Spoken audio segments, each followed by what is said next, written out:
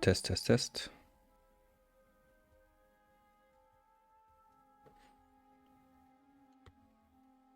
Right.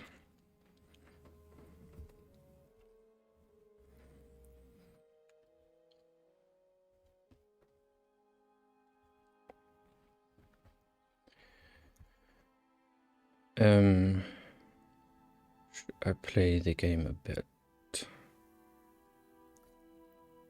Yeah, I should make a recap.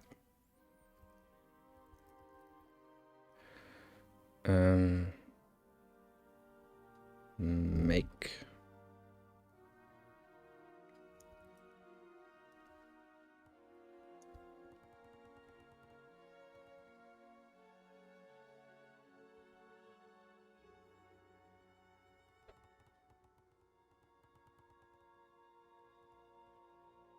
Yeah, I think it's just very quiet. Let's just keep it off. All right. Okay, I want to check that. That's still working. Gamepad connected. Disconnected. Gamepad connected. That's good.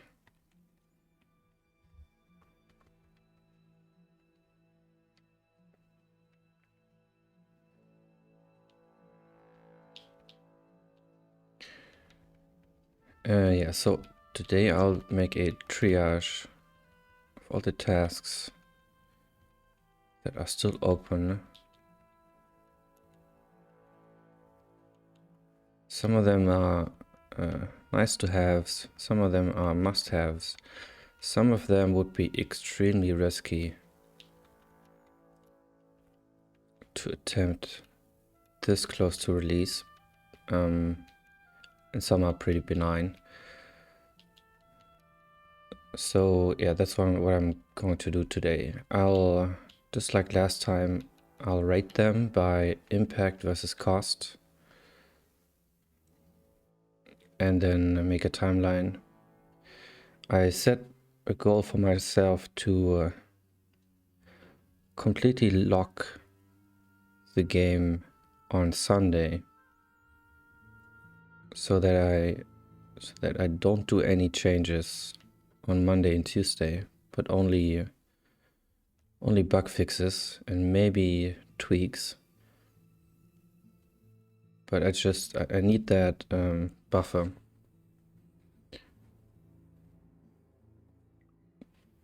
to not make rash decisions. And yeah, I've got things to do on Monday and Tuesday as well, apart from working on the game, like creating a new trailer. Well, not a new one. I'll take the old one and add new clips, or I'll swap out all the clips and work on the pacing a bit, and that will land on Steam. And yeah, that's it for what I'll do today.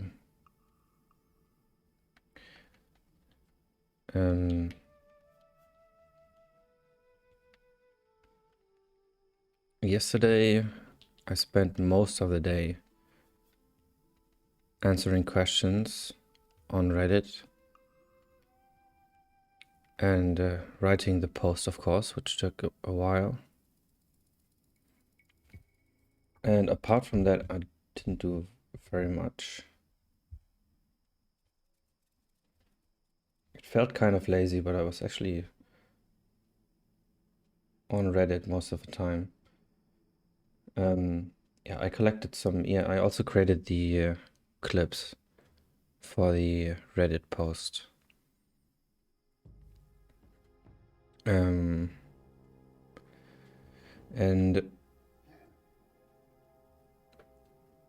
played the game a bit on stream, but that was it actually. So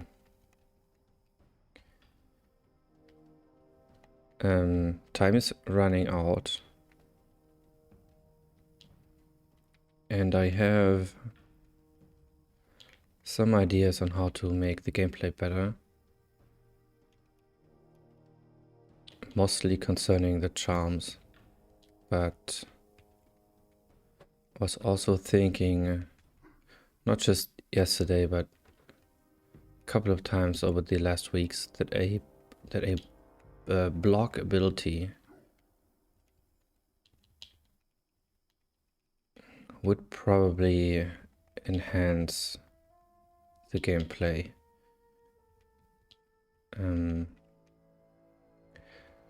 Maybe with disposable shields, so you find a shield, you can block with it, but if it takes a hit, then it'll be, well, either it'll be damaged or it'll be destroyed.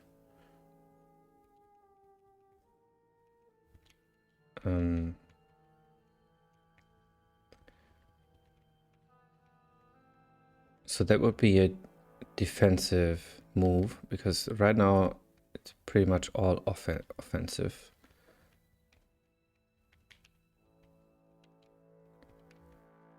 And you just tank the damage, which is, it annoyed me a couple of times.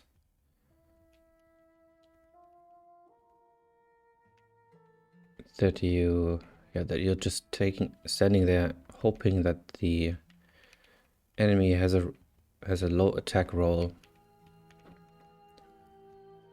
But that's all you can hope for.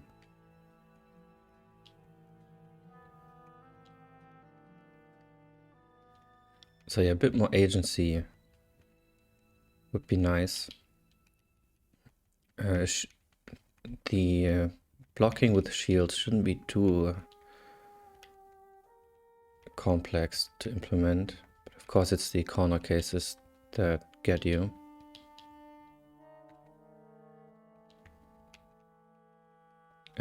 Yeah, I'll see where it lands on the scale, if it's even remotely sensible.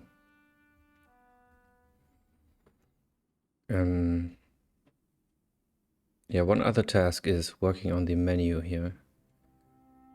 I'm not quite happy with how it blends in with the HUD on the lower left corner. I was thinking of vertical dashes, but those are kind of cheating.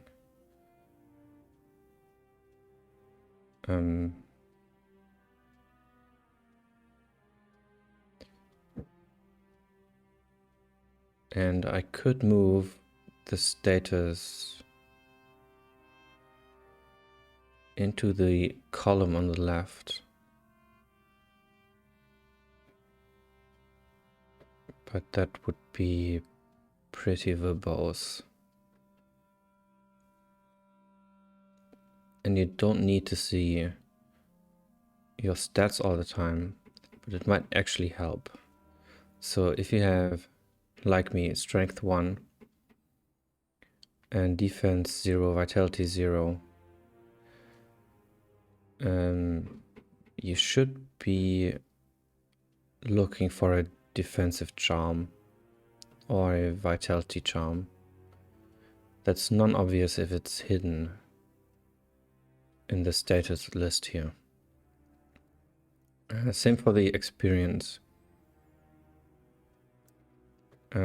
Briefly talked about a experience bar that I might add. Just a short one in the lower left. To show you your progress. So you can maybe decide not to attack some monsters if you feel like you're advanced enough in level. But yeah, those are all things I mean, I can't change all of this in early access. That's what it's for, actually. So shouldn't be stressing too much, I think. Uh-oh.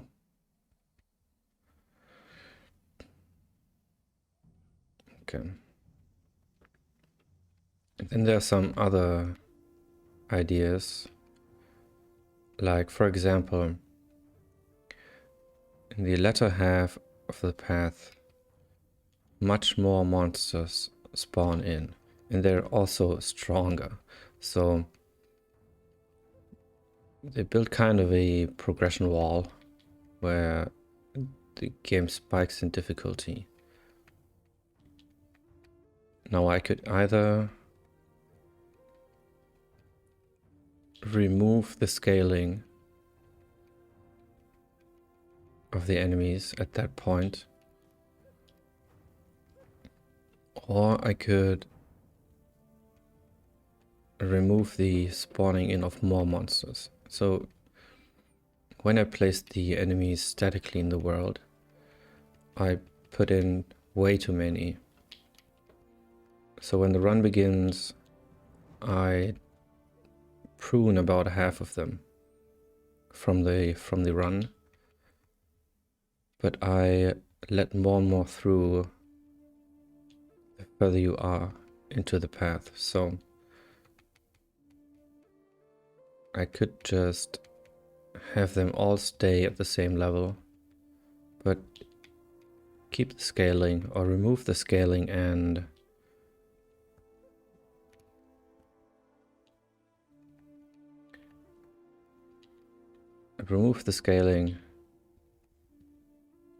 keep the higher numbers. A complication with this in this is that the monsters change. So the monsters change across the run from lower level to high level. That's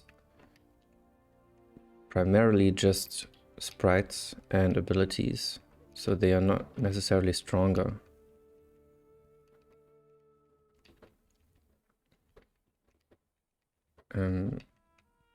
But I could...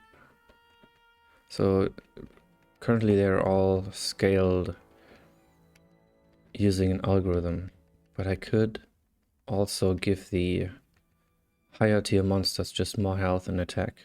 What's going on here? That's pretty scary. So I could scale them by hand as well, which might actually be a good solution. Okay, I'm almost dead here.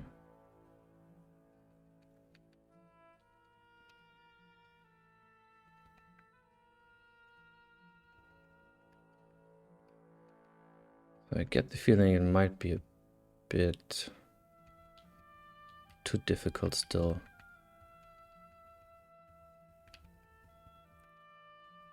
But yeah, let me write that down. That was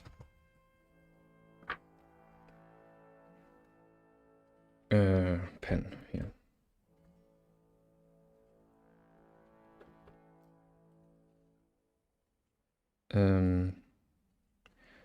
Remove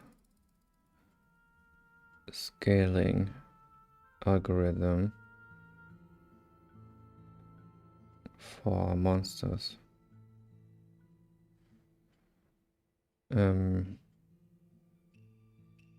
Up high tier monsters HP and attack roll by hand and increase and keep growing count of monsters. So that would be one way. Would give me, well, would it give me more control? Don't think so.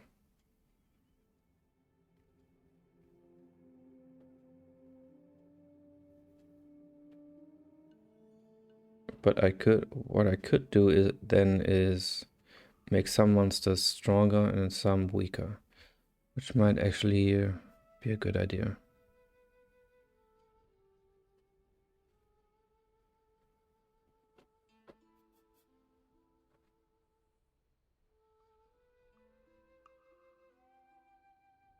And that's monster types. Okay.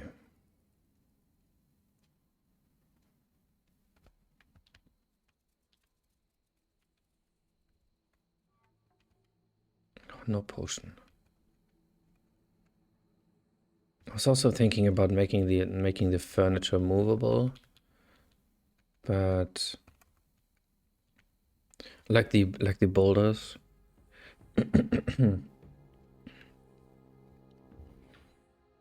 It would actually be fun. I could hide secret rooms behind furniture, but that's for the future.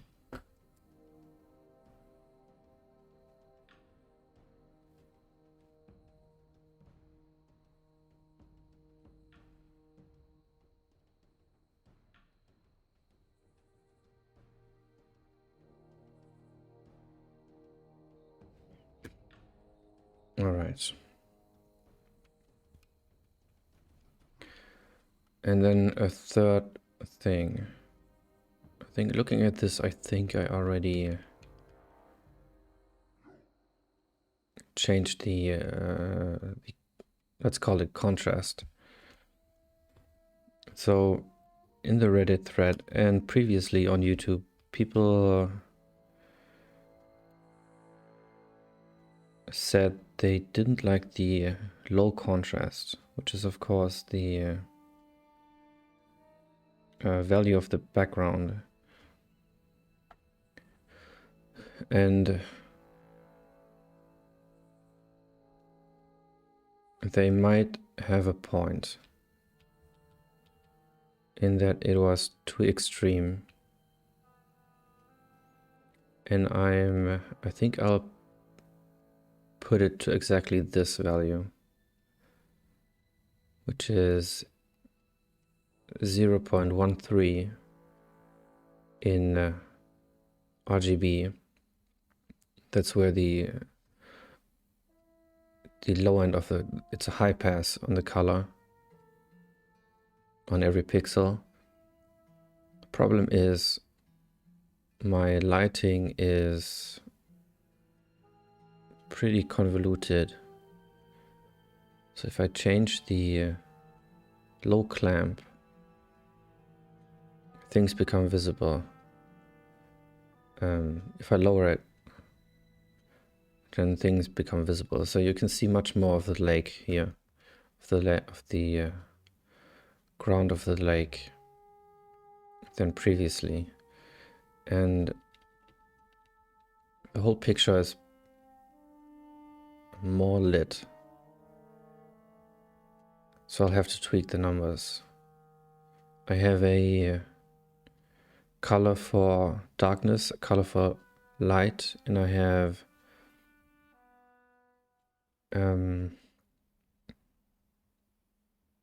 a color for the shade, and that's all just grayscale. And something else that I haven't figured out yet, but there were visual problems when I tried this out yesterday. Hey Wolf, 2 days until release, almost close.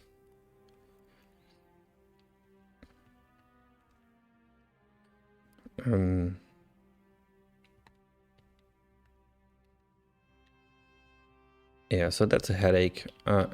I should probably fix it. I mean, this is okay, it works, but I would want it to be darker. So I'll try that probably.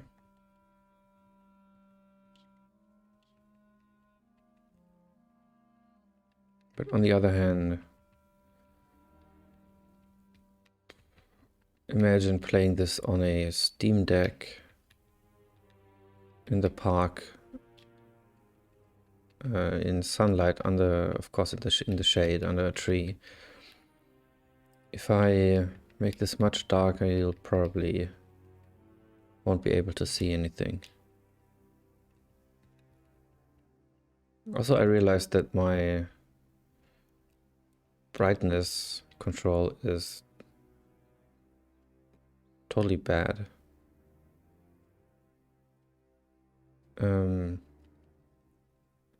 Because if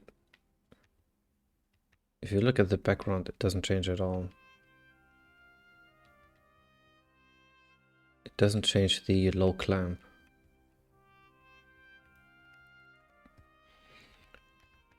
So I'll probably have to fix that. Change the brightness control to adjust the color low clamp.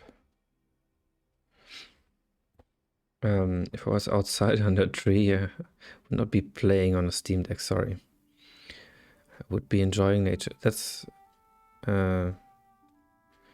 making a very nice example. People should be enjoying nature and not playing Steam Deck. That's totally true.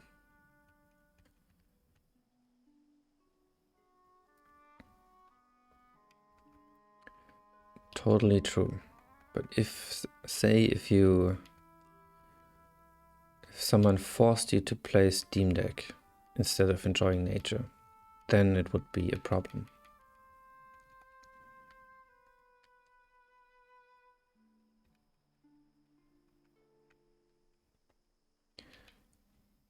Shield. Yeah, so I'm not sure what I'm going to do with this. Maybe I'll just leave this screen as is. For now at least. Well, I'll also have to feel out how angry players get if I change things. But I mean, I should probably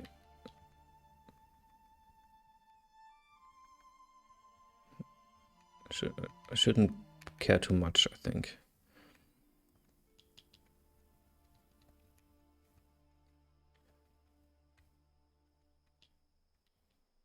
Okay, could I have a potion? Oh, I have potion.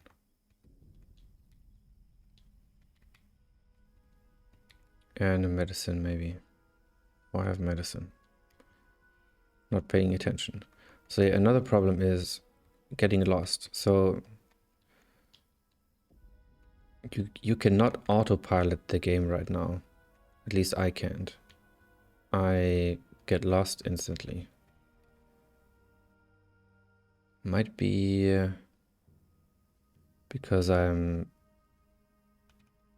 kind of familiar with the world, but don't think so. That I'm too confident or something. That might be it. But yeah, I need to find a way for the player not to get lost, and that's especially exiting interiors, because I kind of forget where I came from, and then it's just wandering around. A problem for them, I'd call down the birds to attack them. That's one way to solve it. Andre, how's it going? Insane how the game matured in the last 3 releases. Thanks. Thanks. Yeah, it was all the visible changes had happened in a relatively short time.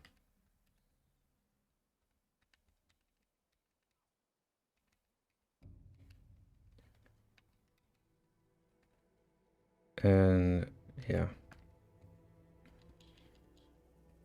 I posted about the game on Reddit yesterday, Andre, and people seem to like it.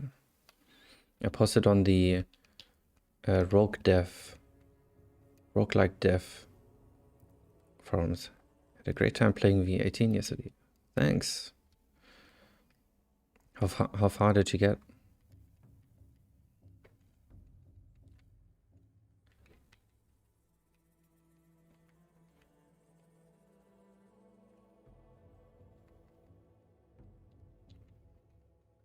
Food.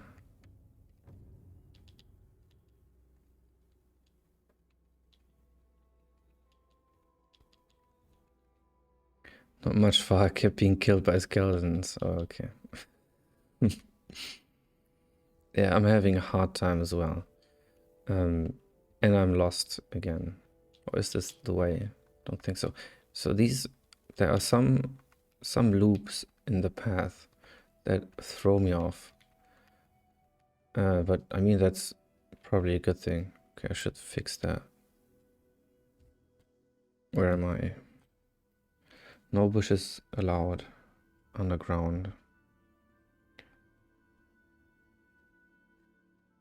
In bushes in layer 1 at 400,328.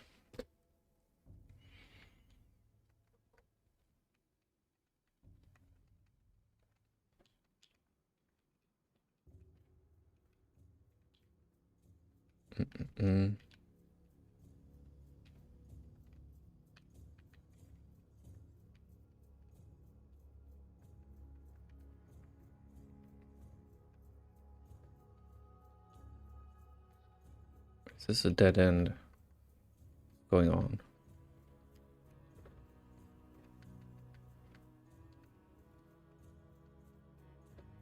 That's a very elaborate dead end. Weird.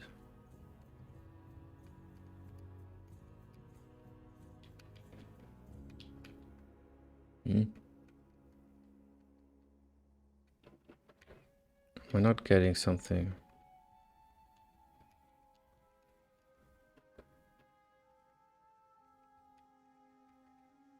I'm not seeing something.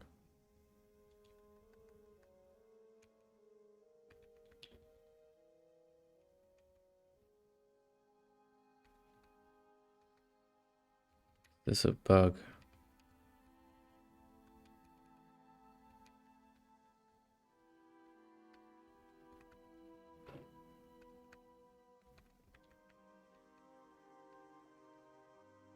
What?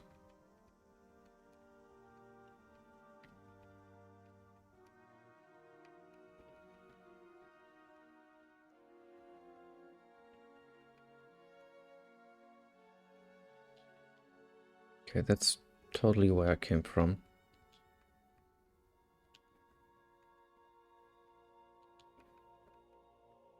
Maybe this is the thing that will make me pull an all-nighter.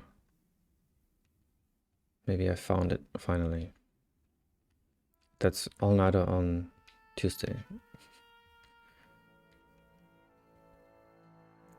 But it should keep me up until then as well. We're not seeing it.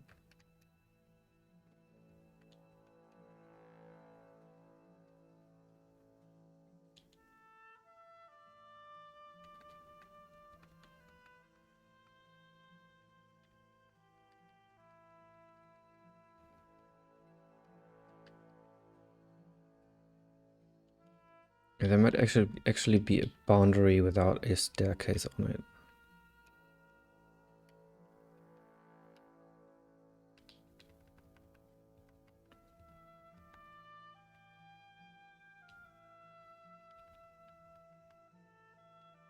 Okay, yeah, this is a bug.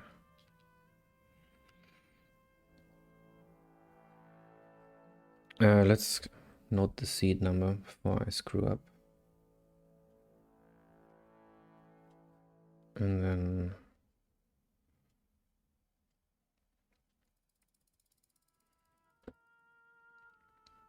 okay, this is a bit unnerving.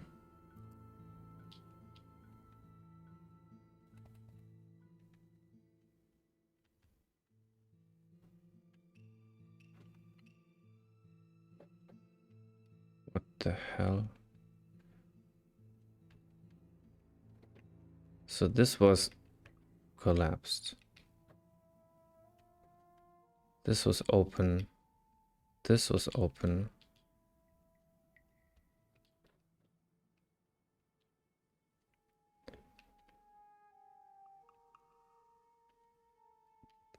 So this is the path.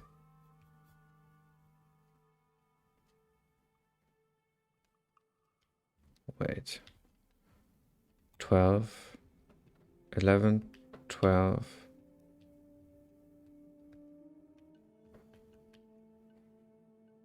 13. 14. Was I walking backwards? 15. 15, 17. What? Was that where? Path 10. 9.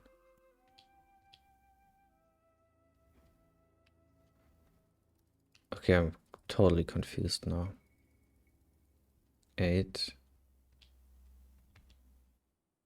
7, 6.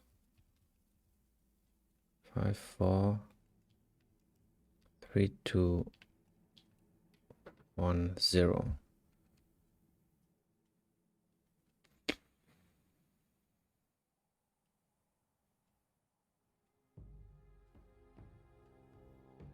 What?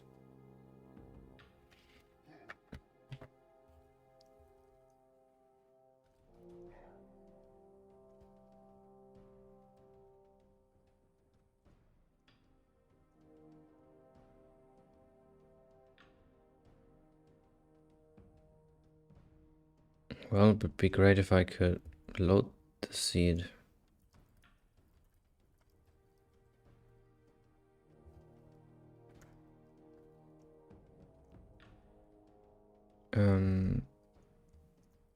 Could opt.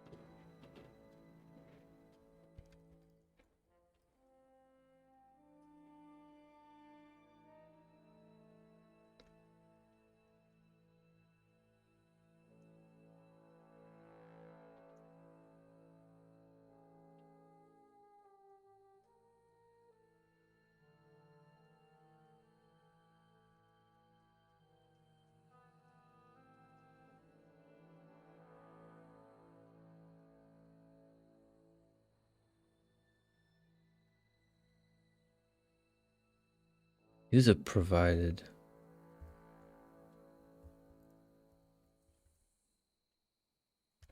Already have that. Okay. That makes that easier.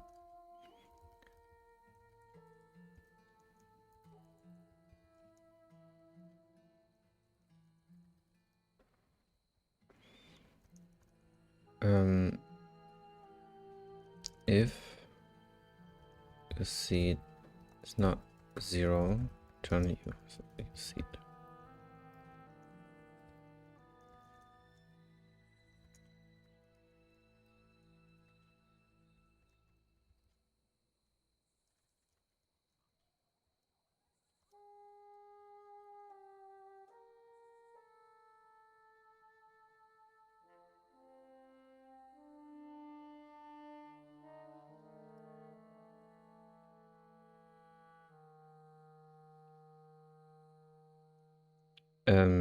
Yeah, okay.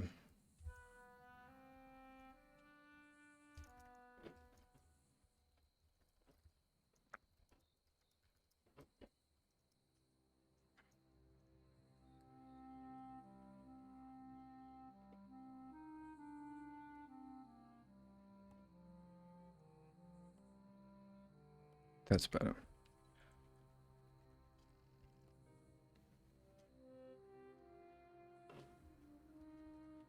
Okay. Does this look familiar? Maybe. Think so. I don't know, I have to not die, but thankfully I've God mode.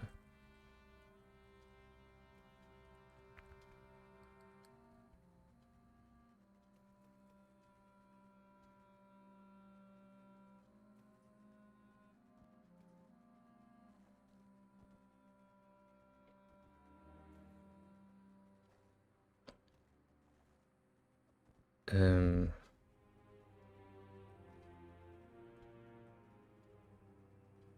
mean, I've been here so many times, no idea. So, oh, that's why I was confused. Because I collapsed the boundary.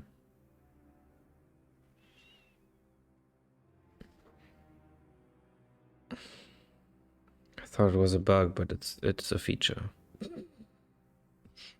Classic. So yeah, I was walking backwards the whole time. Jesus. Yeah, so much about getting lost. I could bring out the minimap to fix it, but I actually don't want more clutter on the screen. But it would be easy to print the minimap.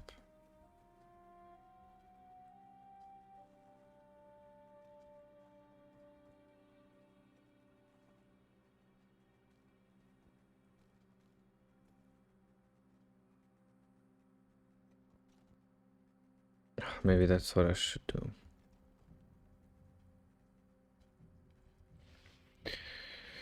Maybe that would definitely solve it. Probably. Not entirely. Maybe. No idea. I mean, the other alternative is like I put little lamps everywhere that start to glow when you come near.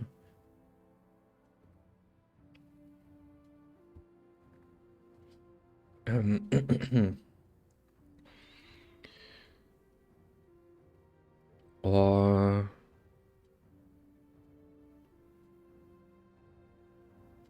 maybe I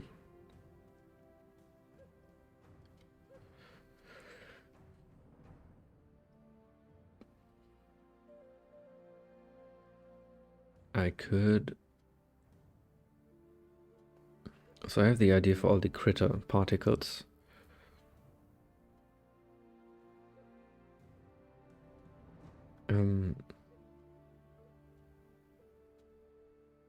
I could just make them disappear after you've encountered them. And that would mean backtracking. When backtracking, the path would feel pretty dead and give you a hint that way.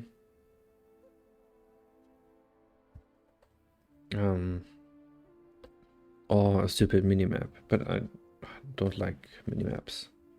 And there's nothing to show on the minimap except the silhouette of the path. So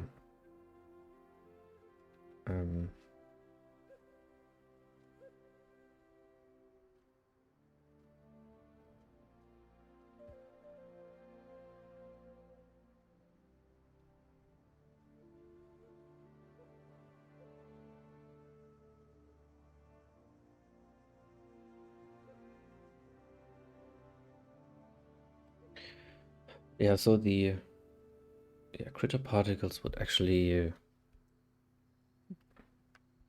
solve this and make the game more interesting. And a minimap would not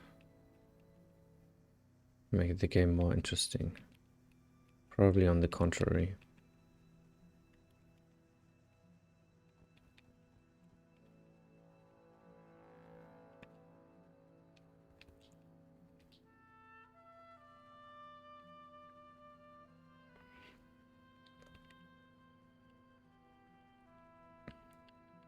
Yeah, other problems are the enemy initiative. I thought about it before stream a bit, and I think there's no reason anymore to have an entity map as opposed to a linked list. But that would be doing open heart surgery if I touched that now. Because the entity map is the centerpiece of pretty much everything, apart from the game data and the tile map. So tile map and entity map are the two hard pieces of the game, and switching one out 6 days before release would be kind of suicidal. So I won't do that. But the problem is that the initiatives are kind of messed up. I'm worried that if I do change it, it changes the game a lot, but it probably won't. The only thing that could happen, which is maybe actually a bad thing, is that the player could in one turn could die before they can drink a potion. Because some entities, well, is that actually true? But I still haven't understood it totally.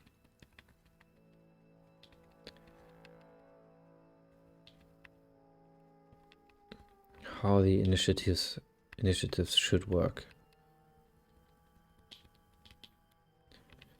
But right now it goes through all the entities, it stops at the player, waits for the player to press a button, and then it updates the player, and then it runs the list again. Everything that comes after the player, until it arrives back at the player. That's how it is right now.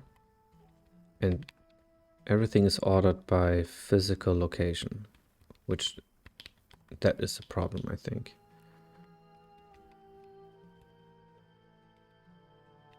Well, the problem is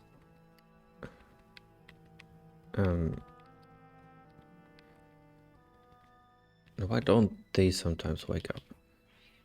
That's not really a problem, but why is this mammoth fleeing from me? That's weird.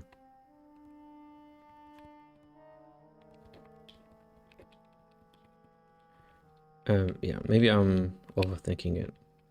The game works fine. It's maybe the issue I have with the combat would be solved much better by having a block ability.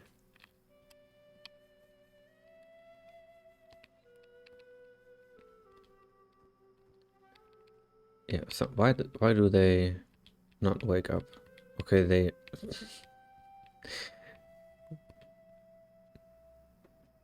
they're completely asleep. That hasn't happened before. That's cool.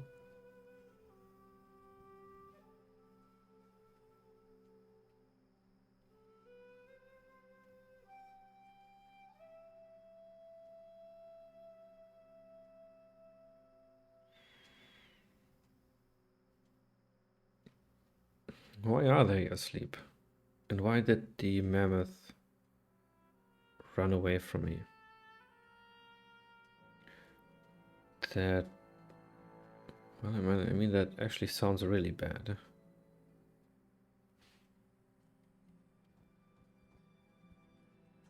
Oh, I'm in God mode. Oh, Jesus.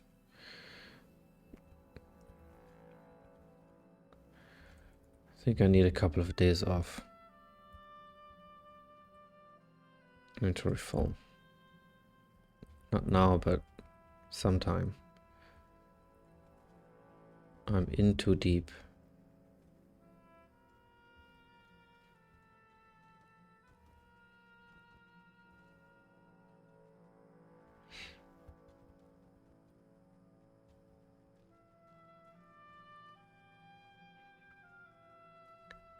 Okay.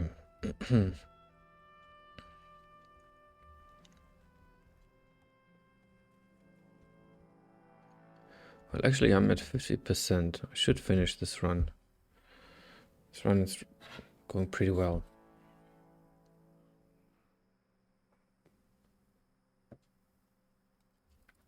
What should follow is... Actually, I softened the ramp, but there should still be a shit ton of enemies.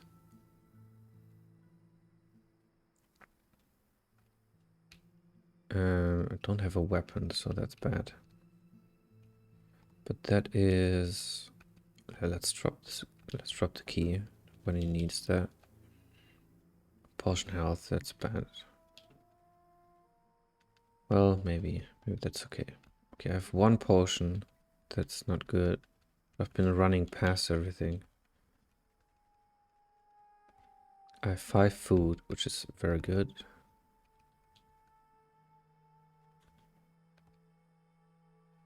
I have no medicine and no potion. That's probably GG's.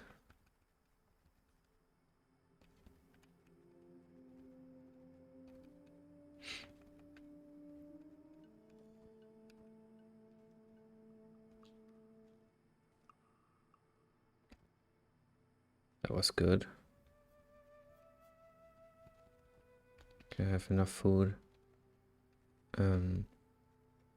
Potion, that's some.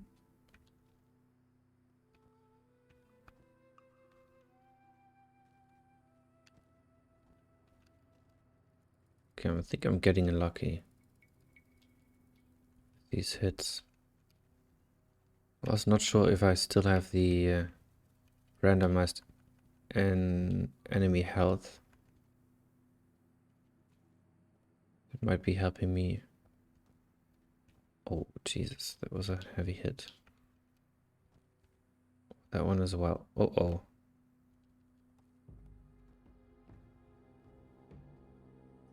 Okay, 55%.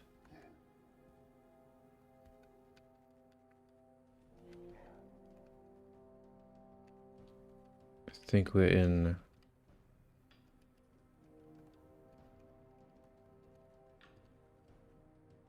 Oh, I woke up.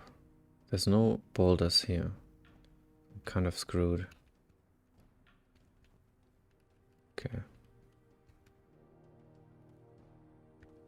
That was a misclick. Oh no. Oh no.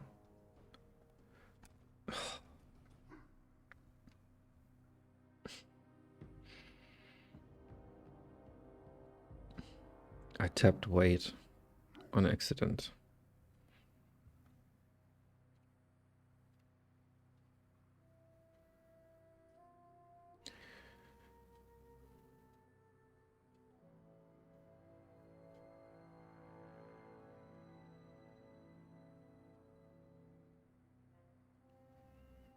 Uh, 56%.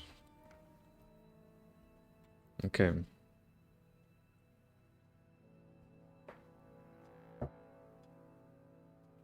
And I'm at level 2. Which is good. So everything was fine.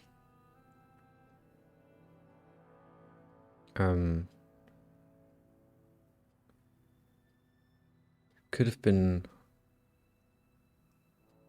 harder, maybe? Not sure. It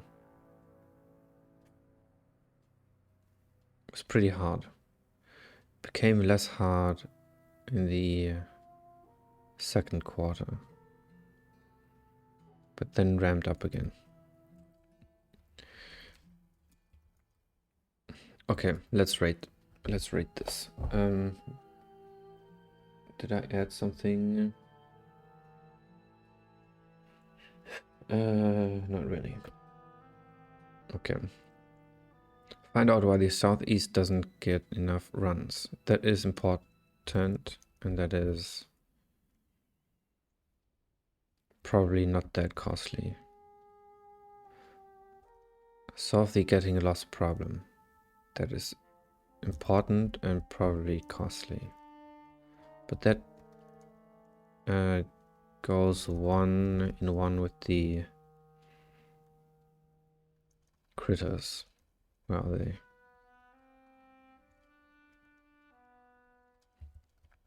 Here.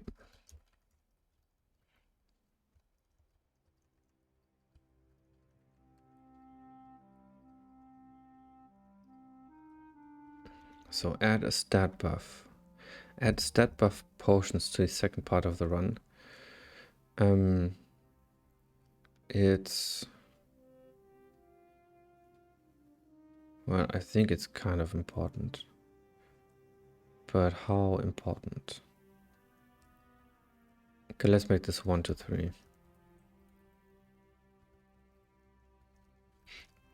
Find out why the southeast doesn't get runs. That's 3. Cost probably 1. Hope so. Solve the getting lost problem. That's pretty high. Add stat buff potions. That's also a 2. Cost 1. Add weapon fiend charms to replace more boring ones. I think that's pretty important. Add a block ability with disposable shields.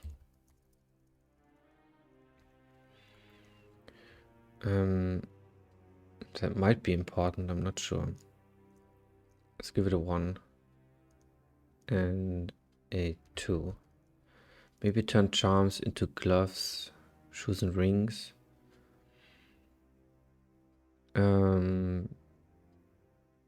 That's not that important and costly.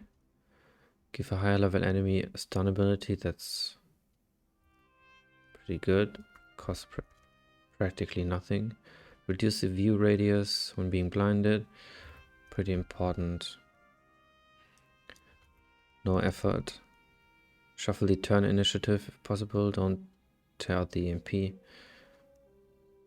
Let's give this a 1 and a 3.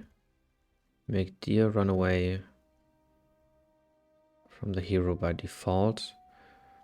Let's give this a 2 just because it's a bit cruel to hit deer if they can't run away at least. Effort is not that high. Make daggers insta kill sleeping enemies.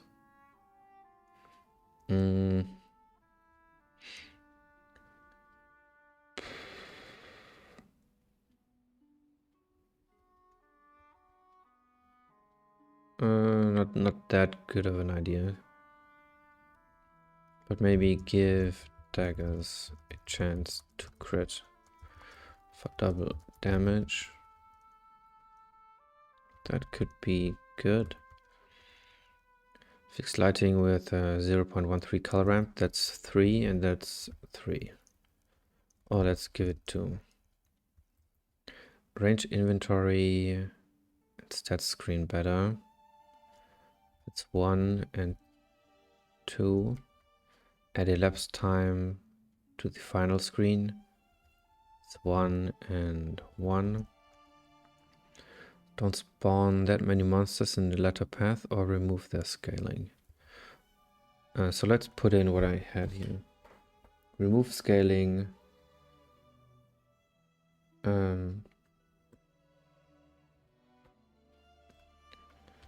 Remove scaling of monsters,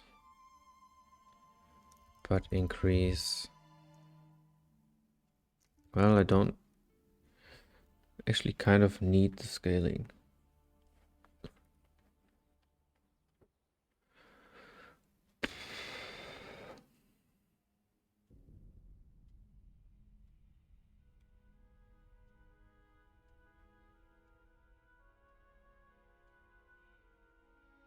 Because the hero gets stronger, so enemies should as well.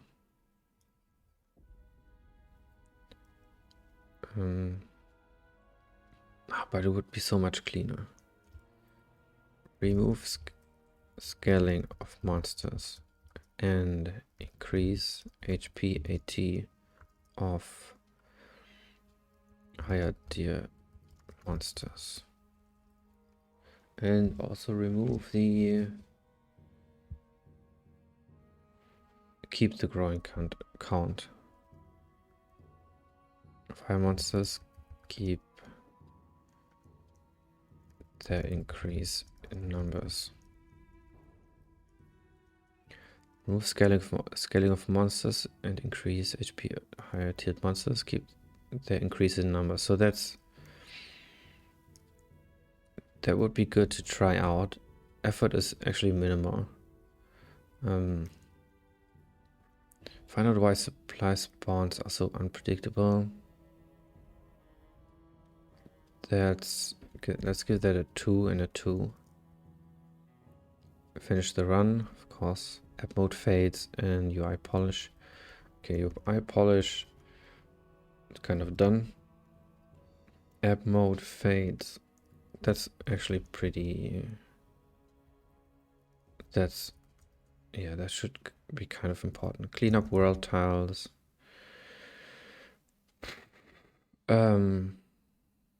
Kind of important and very much effort.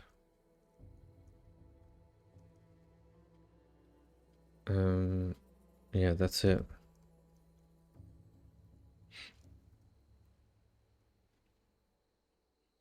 So how do I calculate the score? Is it importance minus cost? Or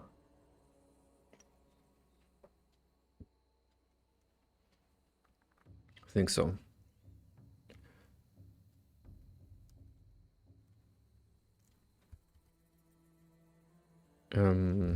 Value.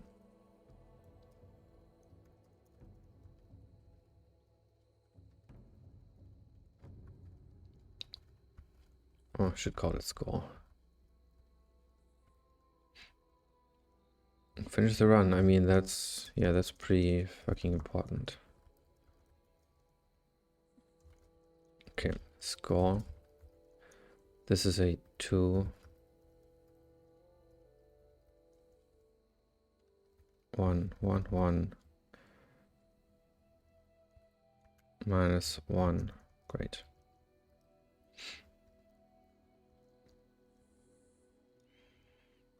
Two, 2. Minus 2. 2, 2. 1. Minus 1. 0. 1. 0. 0.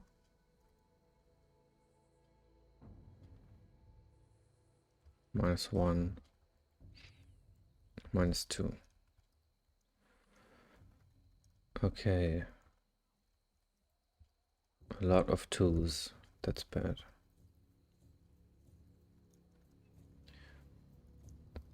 One.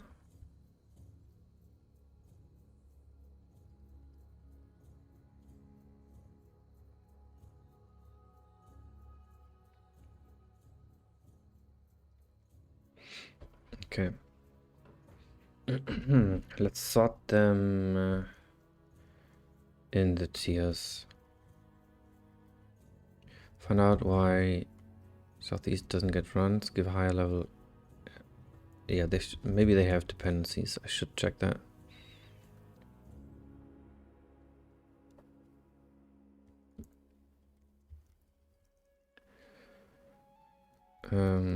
Wow, I love this method. Gives me all the easy stuff to do.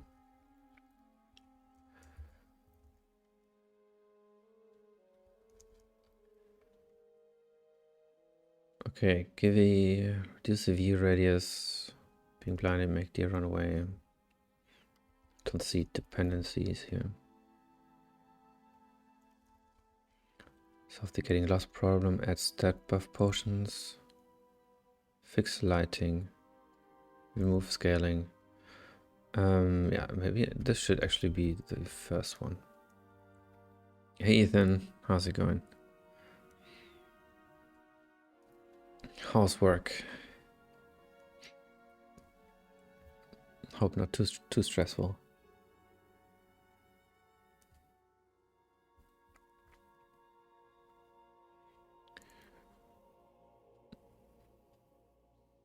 Well, it's actually, this is not a dependency. I should do all of these and then maybe I should do none of these.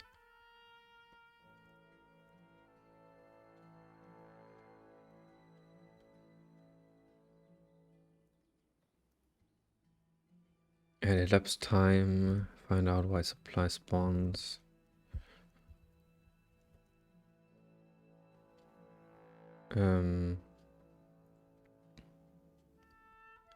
So importance 3, I should probably do in any case. So let's call it this. So this might actually be doable in a day or two, and then I still have time to play with the charms.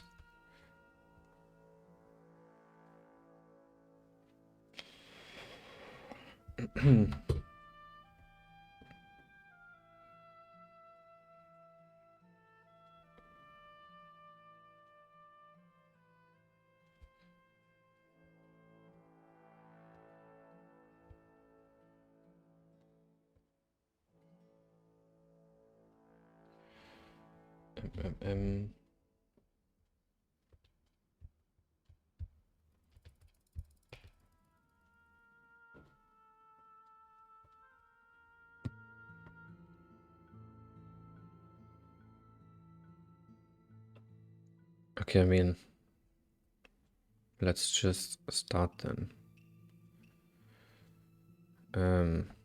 Yeah, this is the timeline. This is the 14th, that's today, tomorrow, day after that, and Sunday. Is this, and then Monday, replace the, yeah, make a new Steam teaser. Find 20 small roguelike influencers on YouTube and email them. I'm not sure if I'm going to do this. Probably not. I'll probably do that after. Tweaks and bug fixes. Create 15-second clip to post on Reddit. Yeah, so my plan is to post on Reddit once again on release day, but this time in the roguelike subreddit. And that's basically it, I think, for the start. Because I don't want too much attention in the beginning.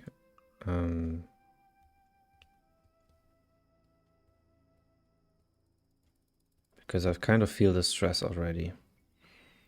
Sorry, I had to disappear before I replied. No worries, no worries. I was just asking if you're having a stressful day at home, at work, and I hope not, but but seems like it.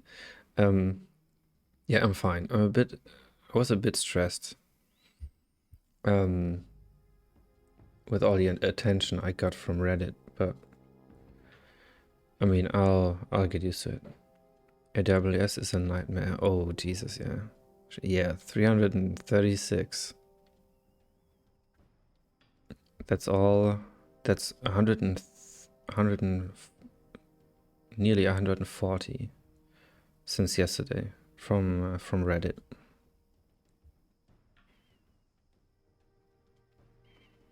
So that's awesome.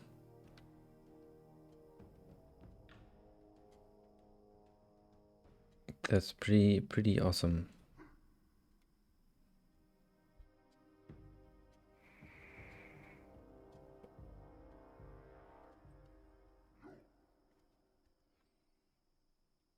Yeah, 15-second clip for Reddit. Yes, that lands here. So I have all this stuff. Well, most of this stuff, and then release candidate lock on Sunday. And then I'll just play the game and tweak and find bugs and fix them, but nothing. I won't change the game in any greater form, and I'll always have a release candidate live on Steam that I will test on the client.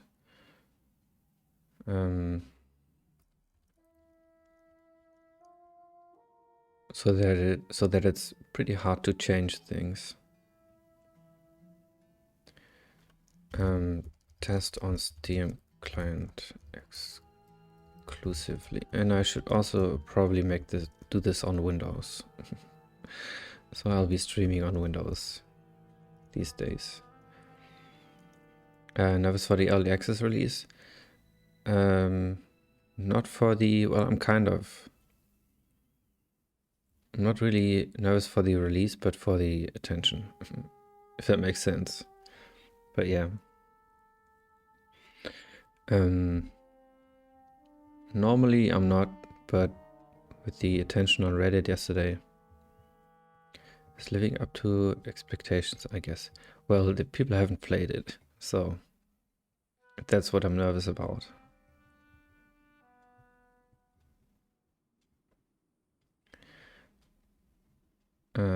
If people are expecting more than what you've laid out, that's a them problem, not a you problem. Yeah, that's kind of right. That's I mean, I'm sure there's a caveat there, but that's actually a good way of looking at it. And also some people forget that early access game is not a fully released game, and they review it like a full finished game.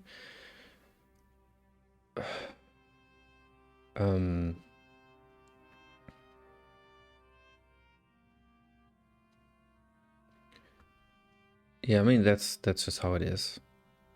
But the people reading the review also know that it's early access, so.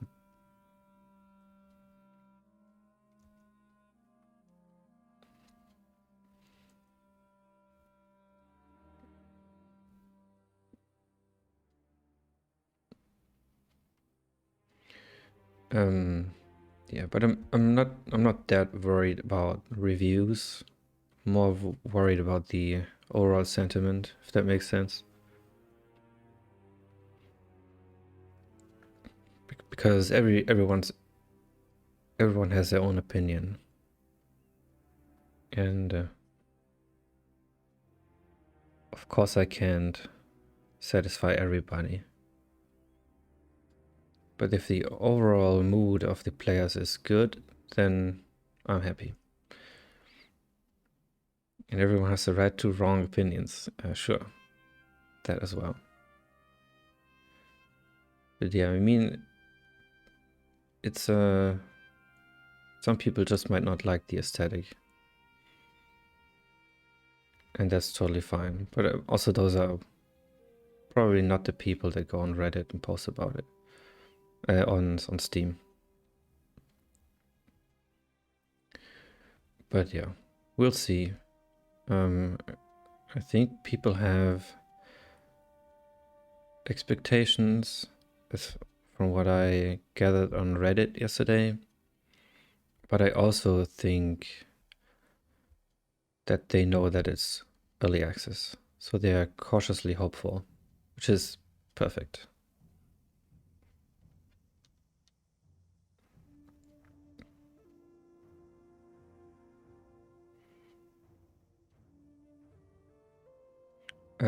Yeah, so I'll be playing on Windows Monday, Tuesday, and then probably around here. Oh, where am I? Probably around here. Something horrible will happen. Mega bug. No, that's Heisenbug.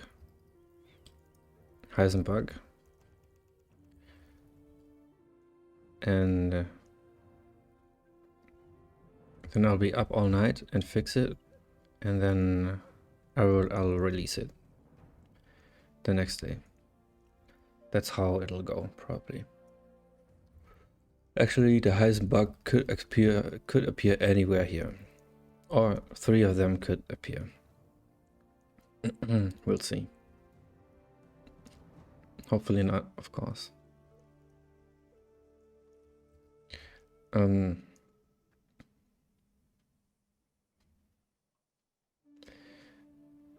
Yeah. So let's see why the southeast is not getting the love it deserves.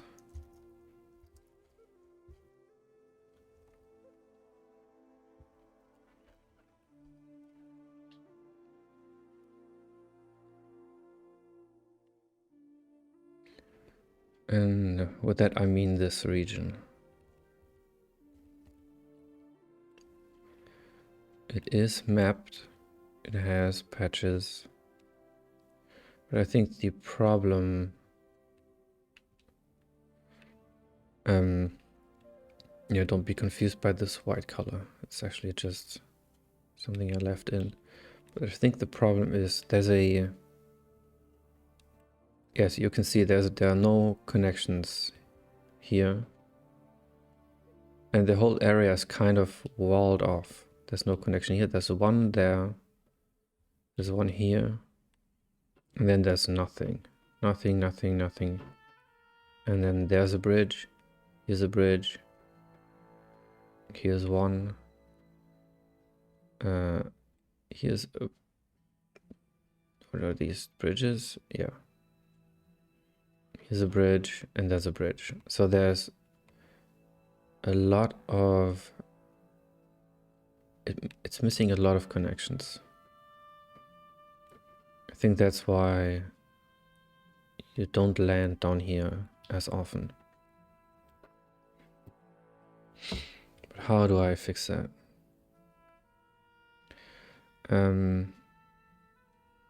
Wait, is that a minimal on the bottom right? Where? Minimal? Here on this screen? I have an idea of a stream achievement. Die more than 50 times and then it gradually gets new achievements that say die more than X times just to annoy the player. Well, then they'll just spawn in the world and mash the wait button and get killed by zombies. So that would be pretty easy to achieve.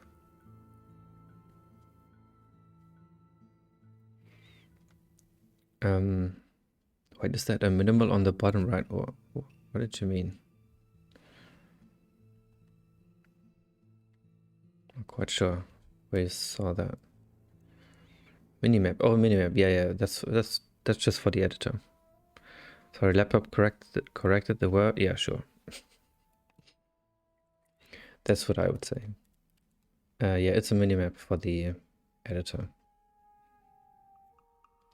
And it's not the thing that brought down the Radeon card. I tested that. But the rendering of the minimap is insanely stupid. It just renders every pixel in one render call. But it works. Yeah, English totally isn't my second language. We're more like first language, but I'm also awful at. That's fine. I'm worse. Much worse. So, but how do I connect that? Yeah, I mean, should maybe connect it here.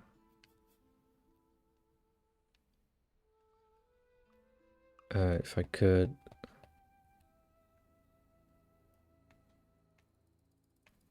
Okay, that's super. That's way too far down.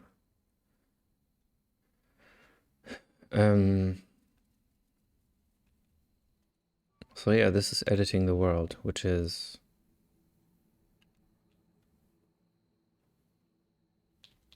going to mess up the save files. Theoretically. It shouldn't, if everything works correctly. But yeah, I should put in more connections here. So let's add one there.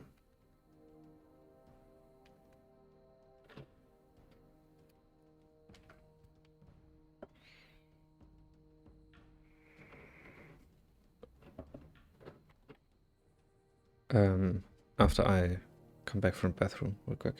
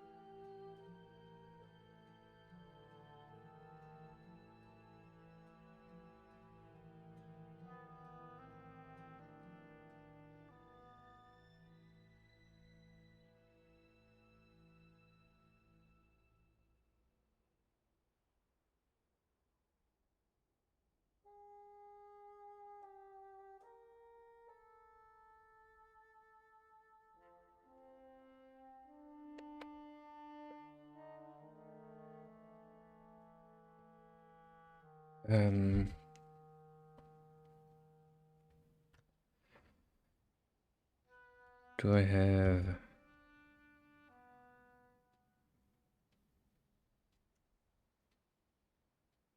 I'm still running with the... No.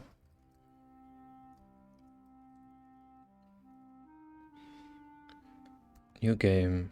This is random seed. Let's create a save game. Perfect. Okay, I have a key.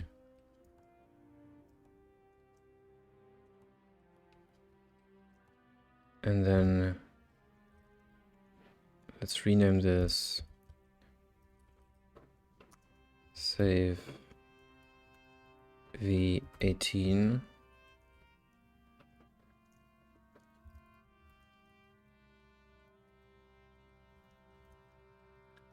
Hello.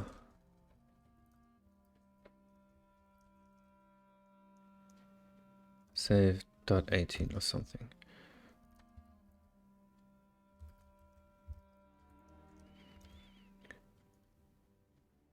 And then let's change the world and then load the save file again and hope for the best.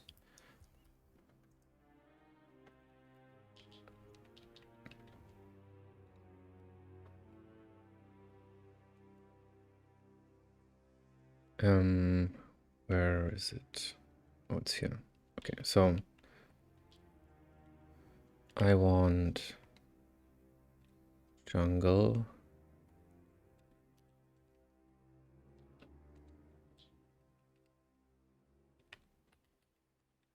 So that works. Just a little path that I then can break up. And that created this boundary. So that works pretty well. And then let's create a little path. Not like this.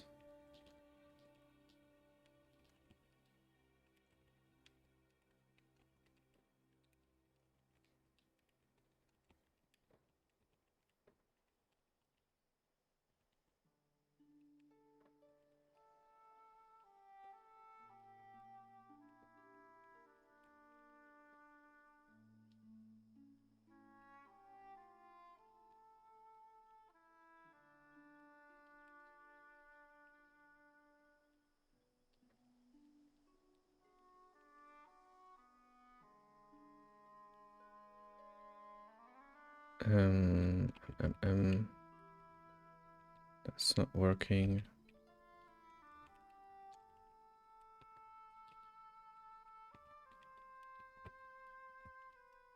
That looks horrible.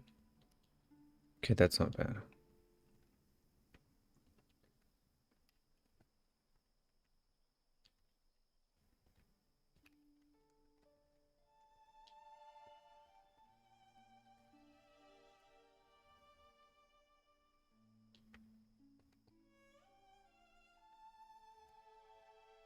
And let's put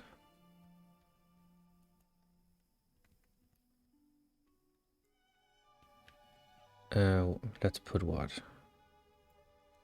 Bit of dirt.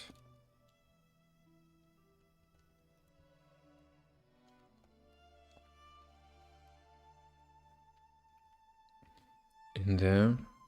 And this is impassable, I think.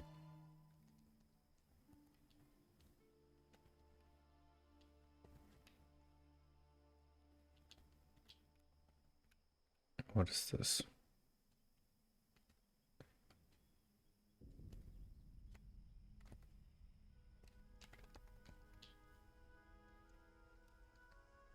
So yeah, I have to massage the terrain into shape. Doesn't obey everything I tell it to do.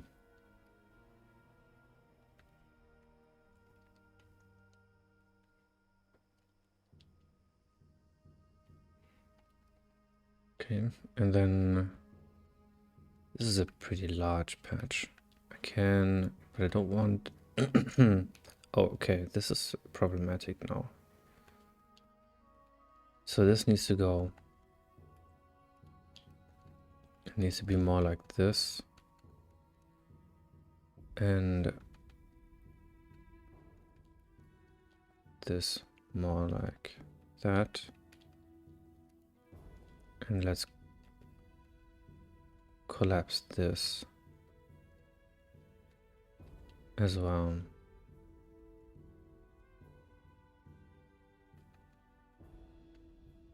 Although it should maybe collapse there.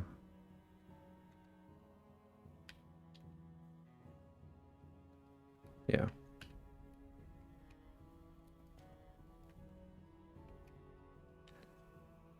But it needs to be cut off here. So the players don't run all the way down here just to be blocked and have to run back up. Let's see. Kind of works. Okay, then there should be a passage there. A bridge.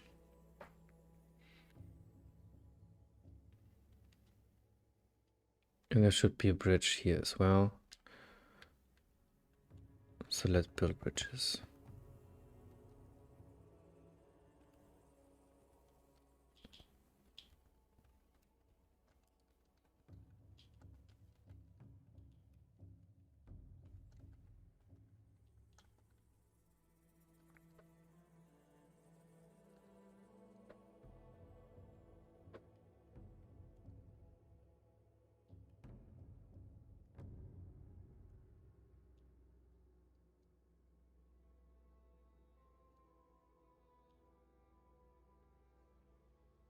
Okay.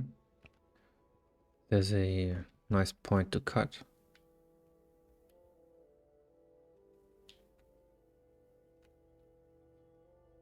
And that should, well, of course, shouldn't block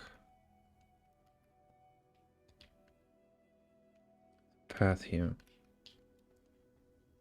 Okay, but that's another bridge.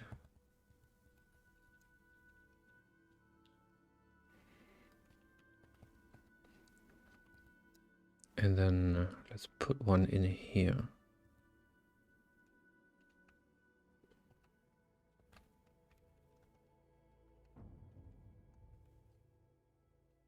Let's get some rock.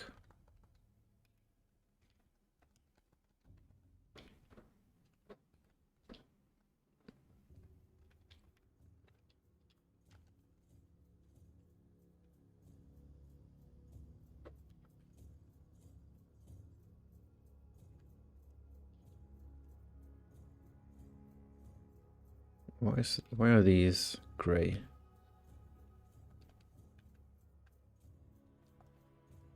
Let's save and flood fill. Yeah, that was stupid.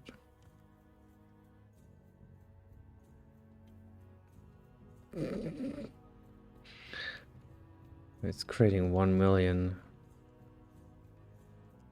of these sparkle particles.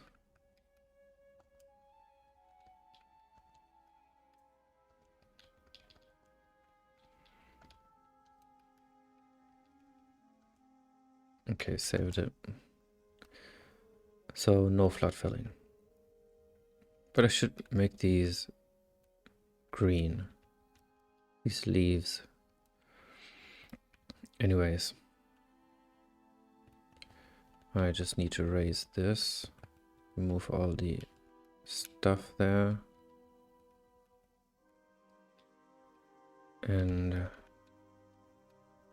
I have a nice bridge. Don't like the straight edge here. That's actually bad.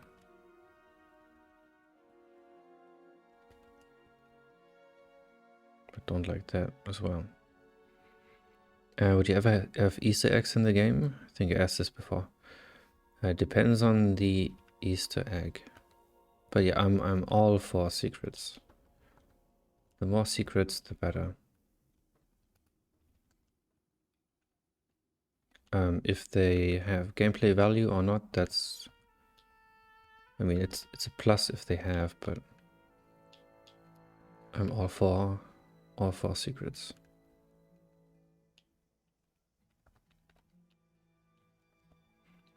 Okay, let's cut this in half. Maybe here. Maybe there. And I should also cut it off here.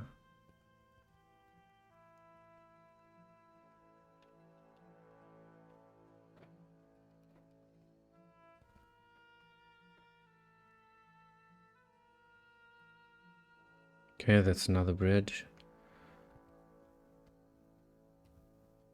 Here's a bridge.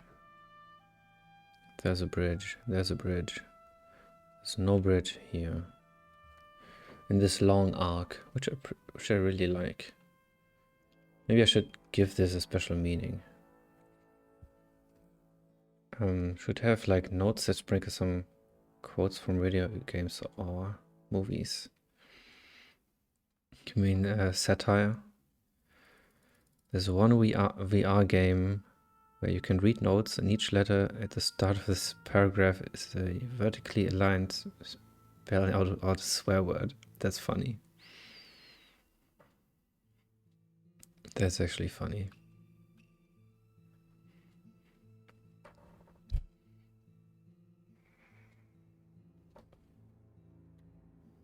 What's the Doom Easter egg? Was it a fish or something?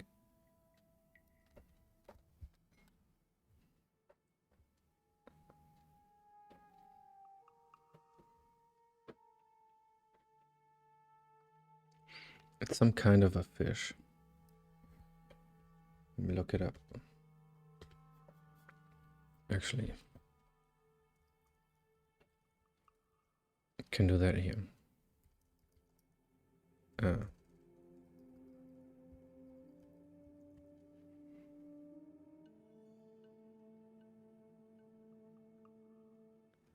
Is it a fish? Something? Yeah, dopfish.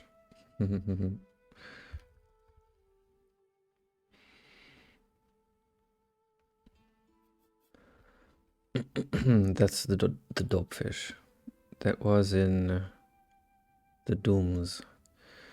James May from Top Gear got fired from his previous job because he wrote a long, elaborate message hidden inside a news article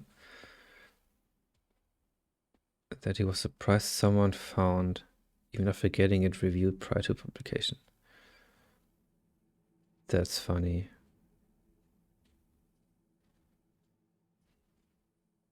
That's crazy. How do you hide a hidden message in a news article? Love Halo 2 3s, you can find a brute pretending to be a DJ on a control panel. That's also funny. Yeah, I could make a region that's completely shaped like this fish from the top, but you could never tell from on the ground. Something like that.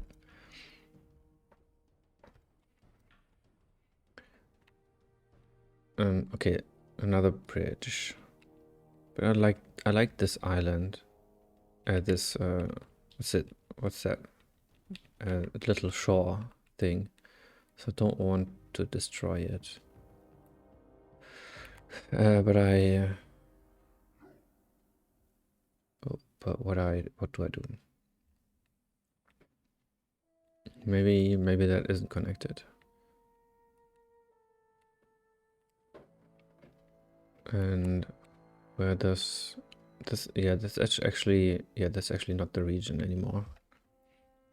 I need a connection here. Yep. Well, I also like this, but this is kind of whatever. So put one in there.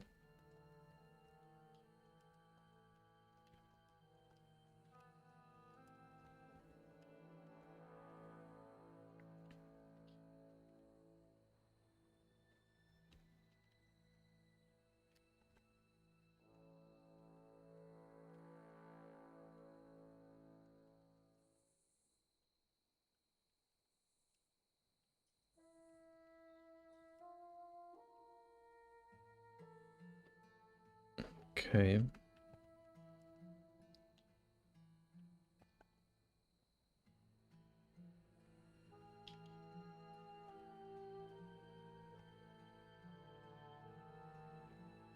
Fighting the terrain.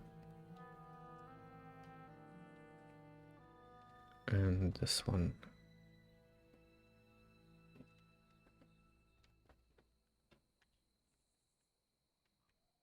Okay, found a dirt patch under that tree. That's interesting.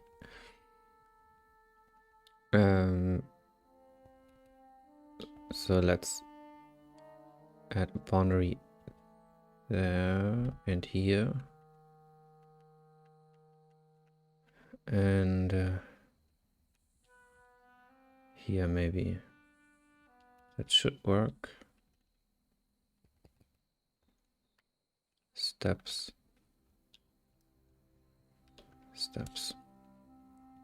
Okay, that looks awful.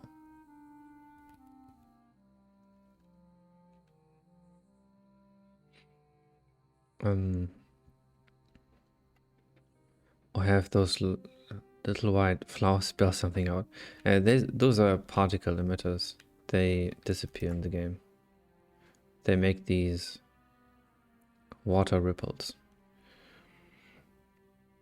One of the Red Faction games, you could find a unicorn as a gun, and it shoots rainbow bullets out of its ass. That reminds me of Postal for some reason. And they don't really make Easter eggs in games anymore.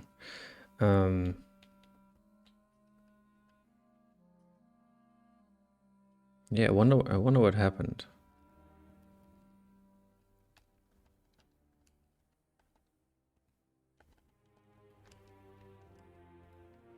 Maybe they just hide them too well. Nobody finds them.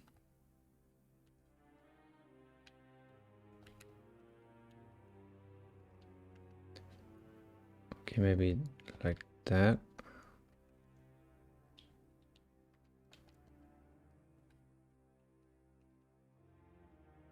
Okay. Remind me to do a path test after this.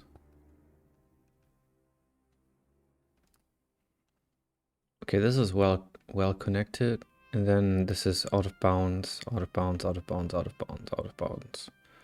Okay, ugh. Getting vertigo.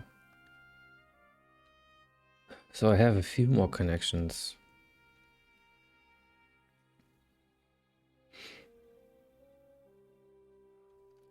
Actually, let's do the path test now. No path error 250. Great.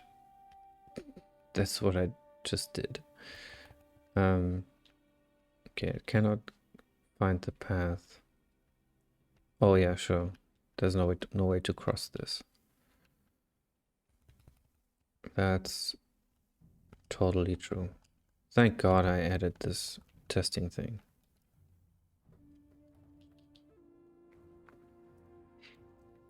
I can't think of any games post 2013 that has an Easter egg.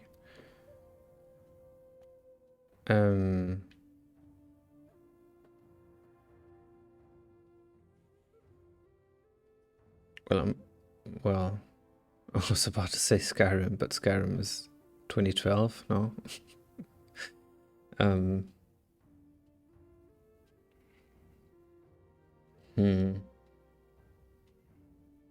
Yeah, maybe games are just a bit more serious now. Not sure. 2011, yeah. Came out on 11/11/11, which was its own gag. Yeah, they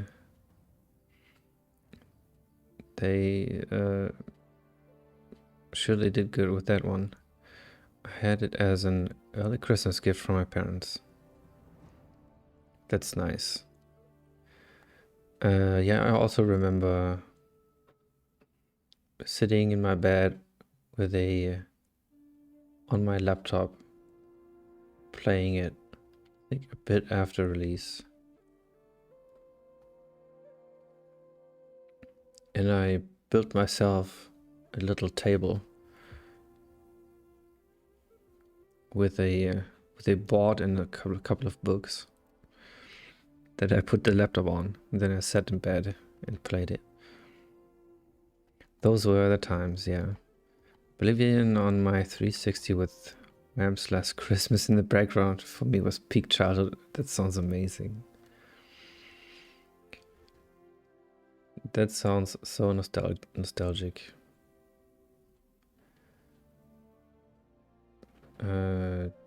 237.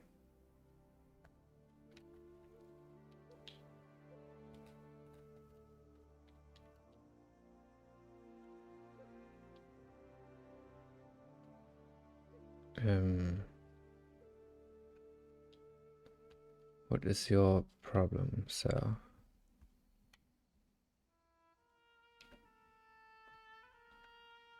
Can't get here. Oh no. Forgot to put the markers in there. Ugh.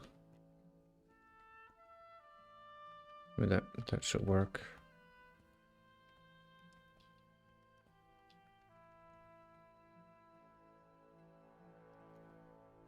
It doesn't look good.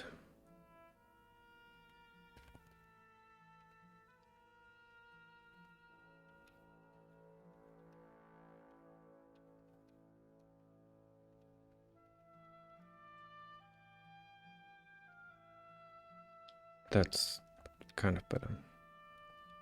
Path test. Anytime I hear that song, I instantly think of Oblivion and the 360 sitting in front of the TV. Star Wars Battlefront 1 and 2 on the PS2 original Xbox with Breaking Benjamin and 3 Days Grace was also peak childhood.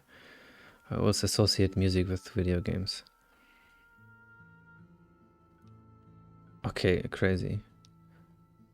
I only do that with the video game music itself. At least that's what I think. But there's a perfume that my dad had when it was his birthday, and my mom gifted him a Super Nintendo. And every time I smell that perfume, which is kind of rare, maybe every 5 years or so, I think of that moment. But Star Wars Battlefront 1 and 2, yeah, those were good games. Bullet for My Valentine with WoW. Oh yeah, that's actually right. I might have some songs associated with WoW. Anytime I hear the Scream Aim Fire album, I think of Bad Company 2 on the PS3. Oh yeah, smells can be hard code memories in your brains. Yeah.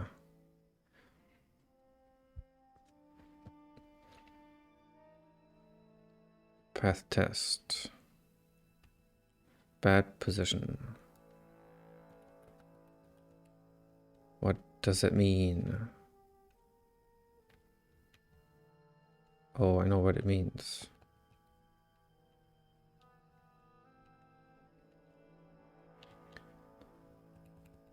And yeah, I need a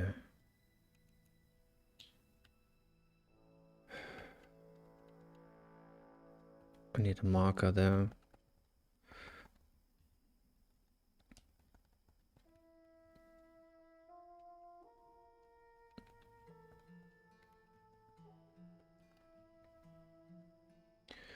Rock.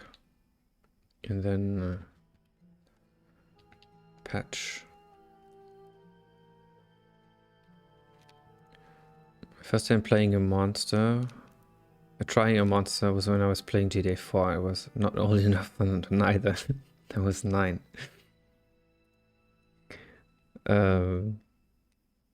Yeah, I mean, I was playing. Not sure. I would think I was 12 when I played Return to Castle Wolfenstein. Does that make sense? Yeah. So yeah, I think we all did that. No path error. Let's save. 377. Okay.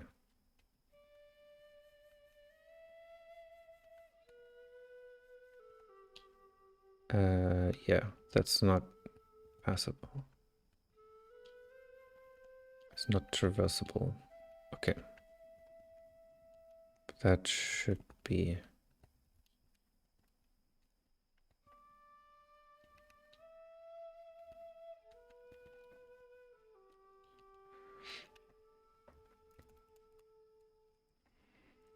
Yeah, I was a bit younger playing that.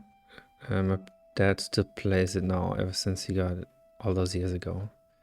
First exposure to IRC2. Good old QuakeNet. Oh yeah, Quake. I remember I downloaded forgot what they are called, but they were recordings of esports games for Unreal Tournament. I downloaded them from the internet and watched them. War Thunder, World of Tanks, and Return to Castle Wolfenstein is all he plays. At least the last one he plays the most, nearly daily. Oh, that's real fandom right there. Yeah, Return to Castle Wolfenstein is awesome.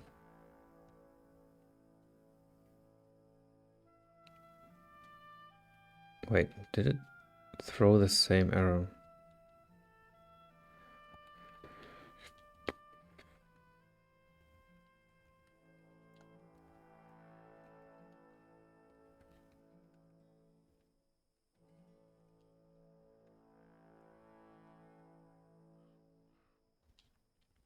Let's plop down a patch. Oh, where's the save?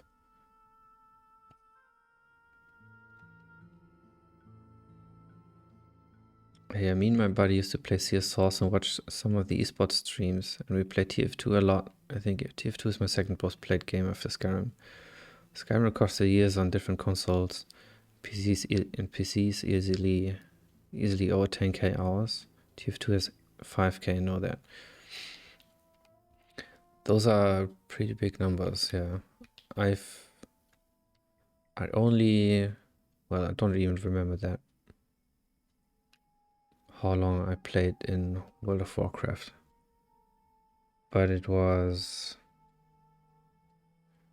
I think it was 25 days or something. Or is that too low? On one character, that is. So probably double that.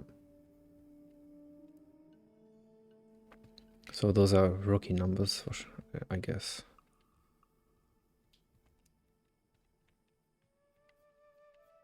Okay, can't do that, can't do that, can't do that.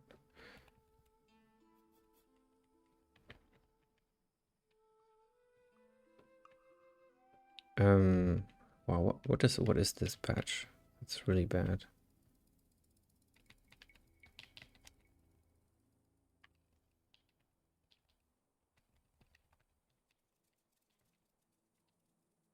Okay, this is good.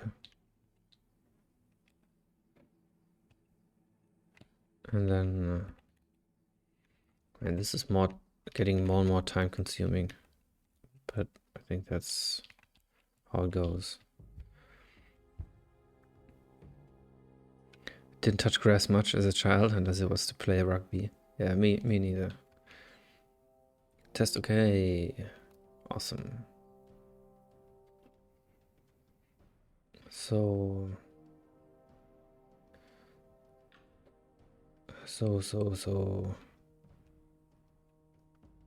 I mean, it should have found. Or are these patches just too large? Okay, here I am. No, they're fine. So let's just try a couple of runs and let's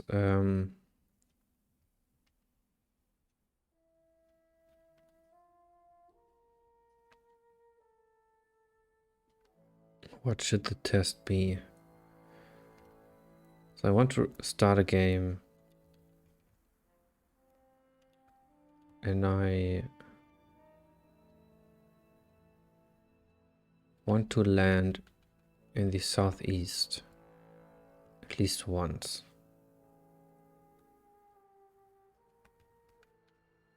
So that's not it.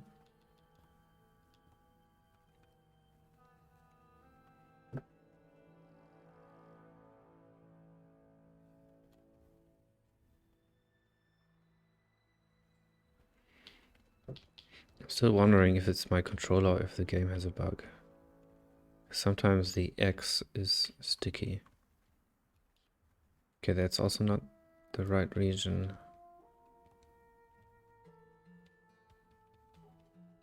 It should appear in the first 10 tries. If it wasn't totally random, which it is, of course. But where's this? Nope. Also not it.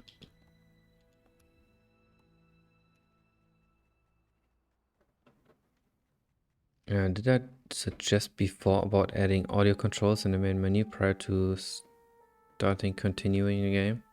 I think you did, yeah. I think you did. Cannot it.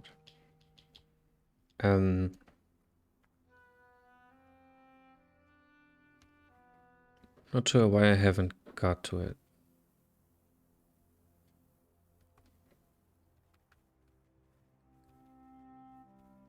Haven't gotten to it.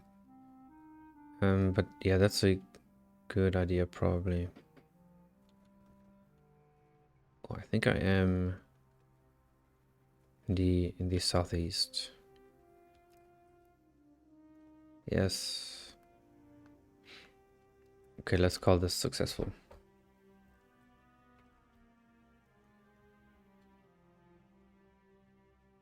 Yep. And why is the printing path okay? Oh, that's the path test. Okay, find out. That's done. Fine. Check if the patches. Yeah, they are found correctly. Good. Next one. Give a higher level enemy a stun ability.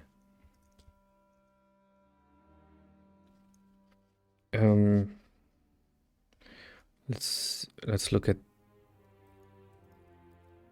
the code. If that seems as if it would work. So if the attacking entity attacks the hero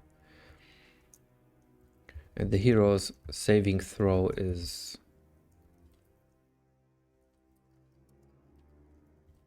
fails 1 in 5, then the hero gets stunned.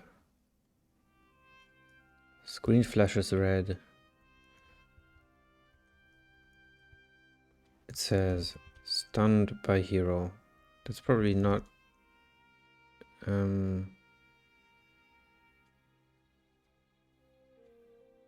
obvious enough.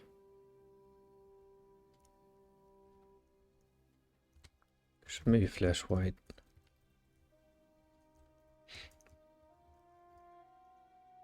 And then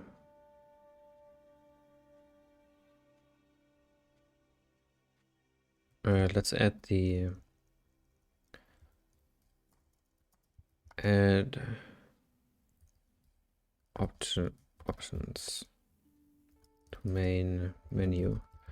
Problem is I would have to split up the current options. So that is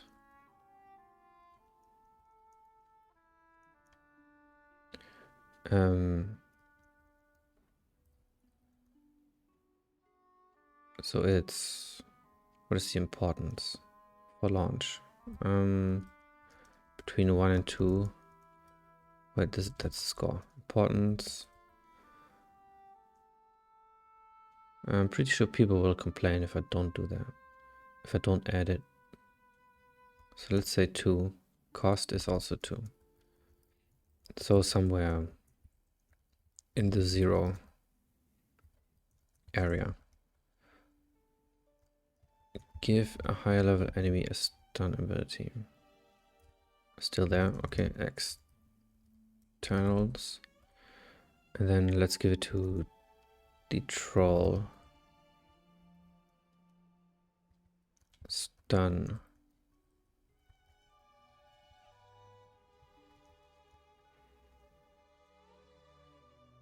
When I have adjusted the monsters by hand. Wow.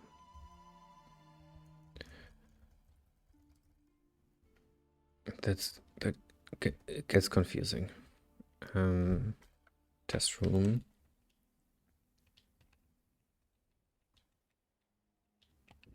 Trolls.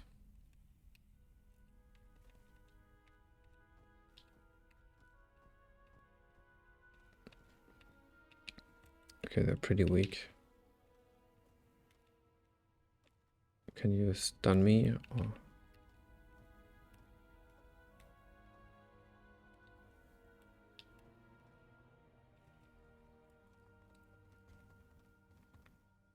Oh, I think they did. I think the troll did. Okay, let's make this 1 and 2.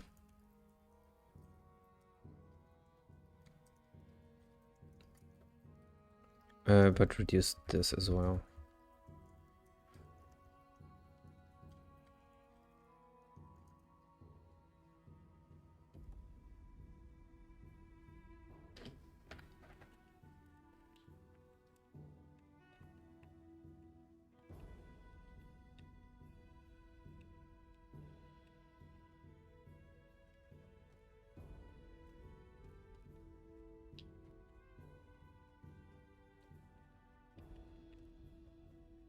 Okay, I definitely feel it. That's pretty scary. Oh, come on.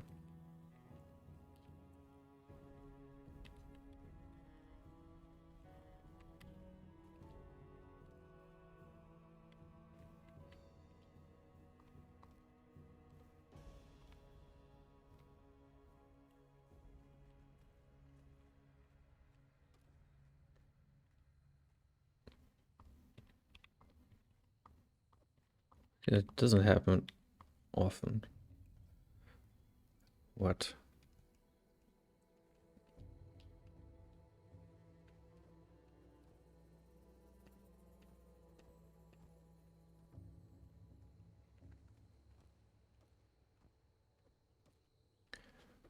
That was a 1 in 2 chance, no? Oh, I didn't compile a game, did I? Stupid. Or did I? Mysterious. Yeah, it would make sense.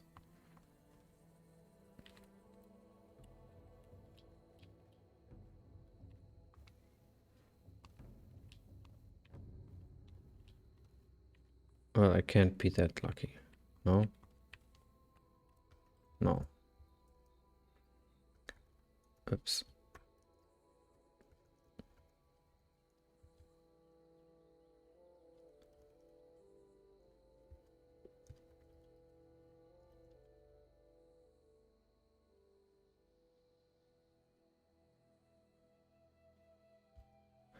Oh, it only does it. Oh, that's stupid. Yeah, it also has a 50% chance there. And then I'll do the 50% here again, which is of course stupid.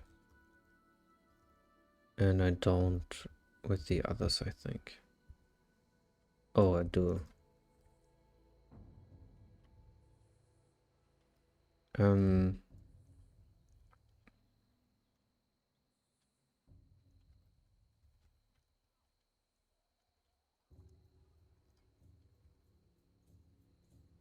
What was it? 1 and 3.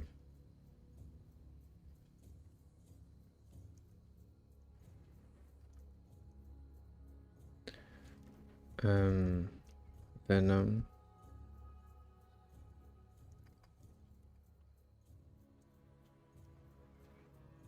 Okay, that's just instant.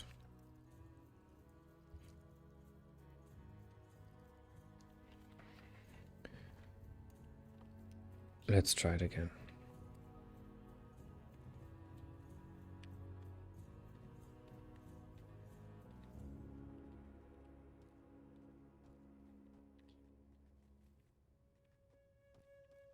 Oh, there, I'm stunned. Okay, that was a long stun. What is going on? Okay, I'm stunned. I can't. Oh, it stuns me again and again and again. Wow, that's scary. Yeah,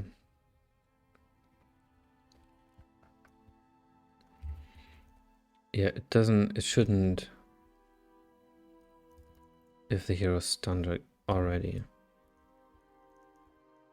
If hero is stunned Oh god. Should have a cooldown.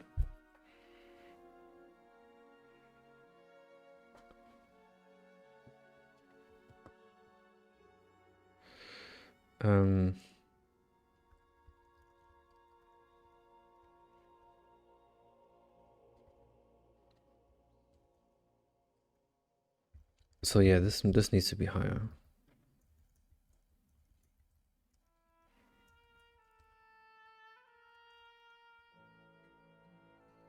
And this needs to be shorter. So if you're really unlucky, you'll get stun locked.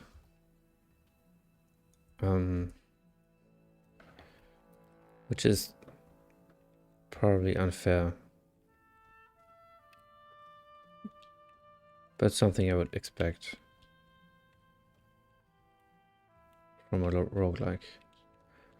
But you should of course have some kind of protection.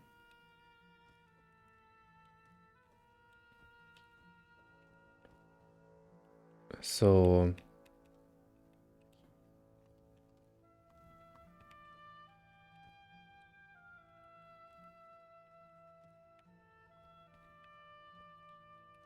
okay, 1 in 5 is too low.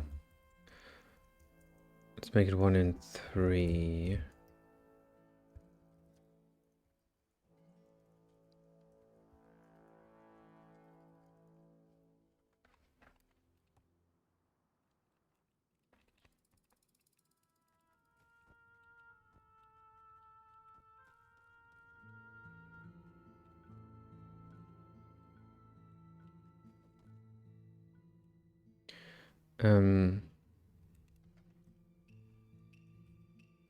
I need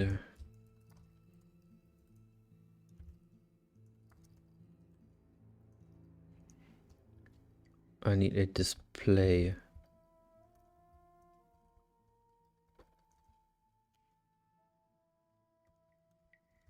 It doesn't show up here. Stunned.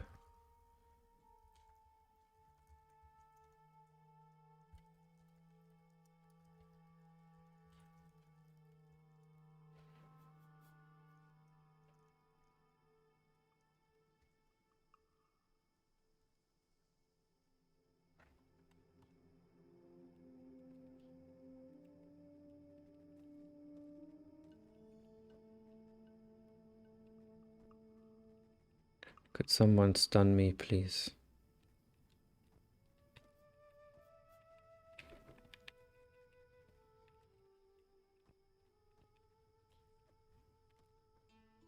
Okay, I'm stunned.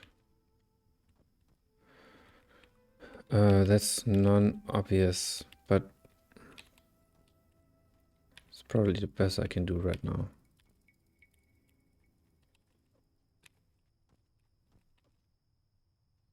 Yeah, but it shouldn't be white. It should be another color. What do I have to offer? Maybe blue? Or I mean, blue is not bad. Let's give it blue +1.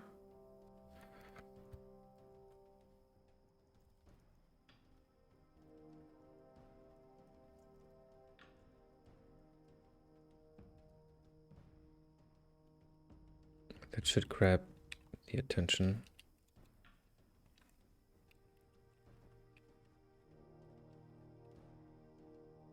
Yeah, that's very good. I mean, of course, this pink stuff over here isn't part of the game. And the player should maybe keep shaking. So where do I do that? Buffs.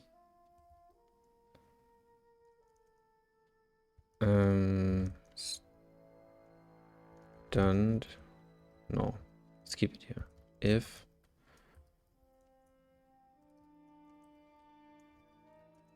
this is greater than 0, Then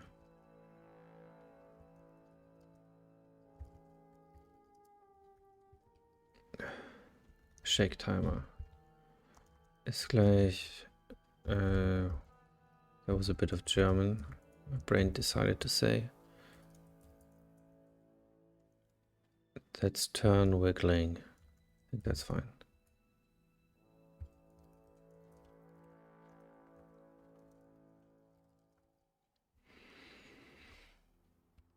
New game.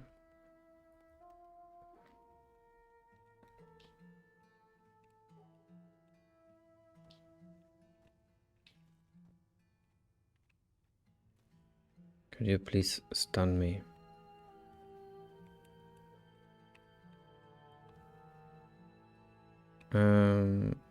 Great, I'm not wiggling. Okay, I think the... Yeah, stupid. This doesn't... This would be called every frame, then there would be... Nothing of this would work. Where's the visual stuff?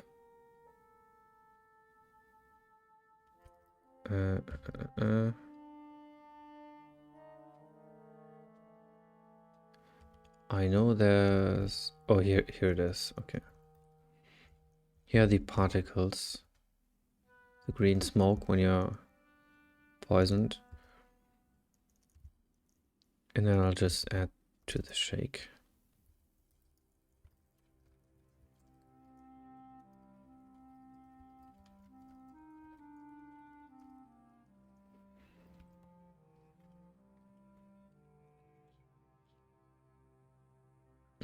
The fuck?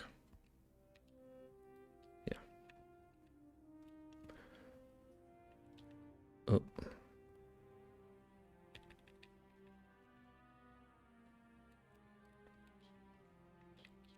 Okay, focus. Stunned. And I'm wiggling. Okay. Good.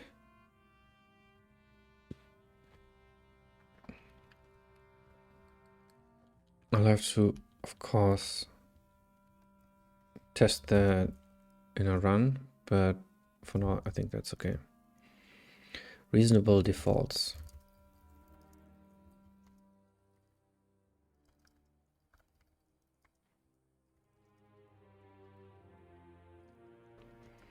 Game, main, math. Okay. I wonder if the wishlist count has gone up. 1 second.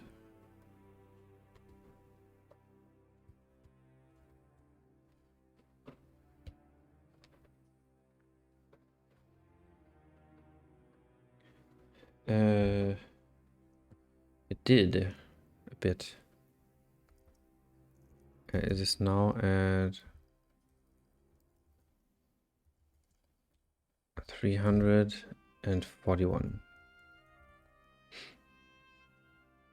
But I noticed that the wishlist updates every hour or so, so it's not real time, which is fine.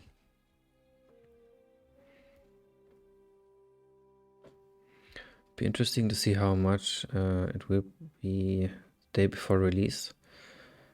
Yeah, I mean, I won't be doing much more. I will be posting on release day.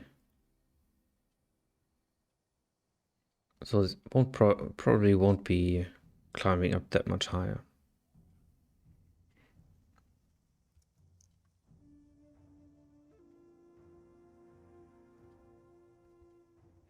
But that's fine.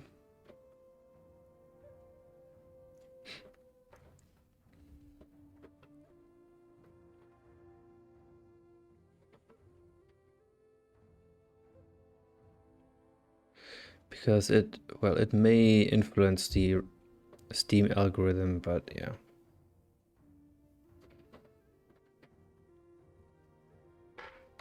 Honestly, fuck the algorithms.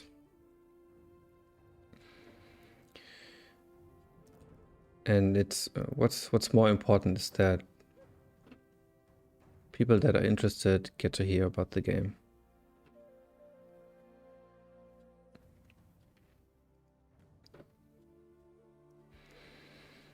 And yeah, I mean, Steam will be just scattering it all over the place. If it had a huge amount of wish lists.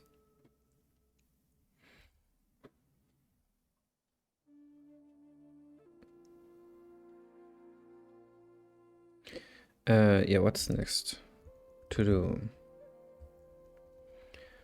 Give a high level enemy a stun ability. Yep. Did that.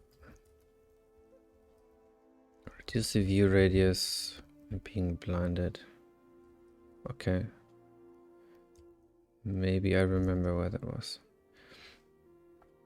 But you can't wait to be a millionaire game dev.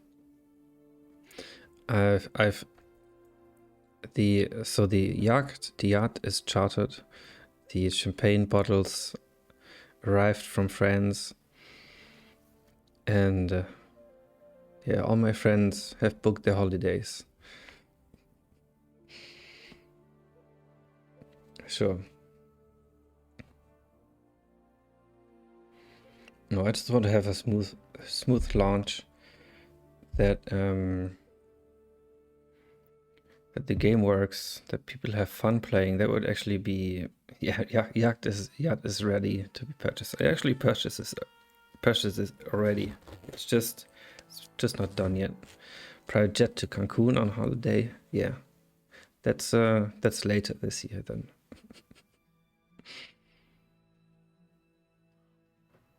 Well, I'm actually more concerned with people having fun and not trashing the game. I mean, would be nice to pay the rent, of course, and that's kind of the goal with this Steam launch. Otherwise, I would have made it just free to download.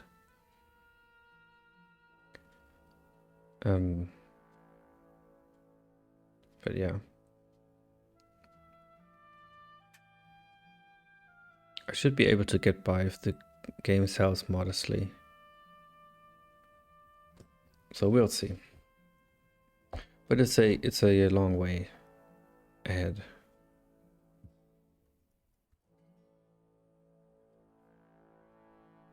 And the early access is really just the first step.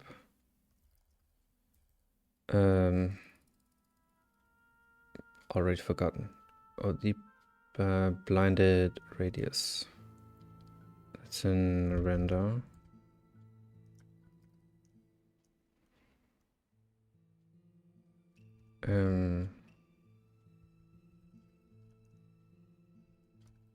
Let's make this 2.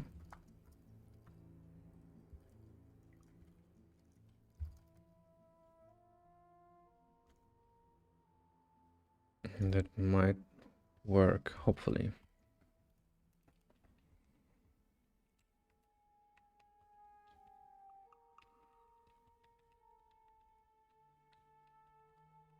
Let's get some centipedes.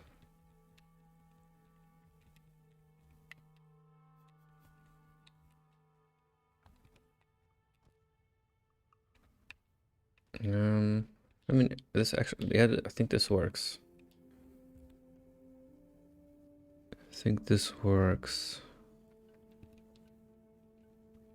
If I didn't have entities stuck to me all the time, maybe I would see something.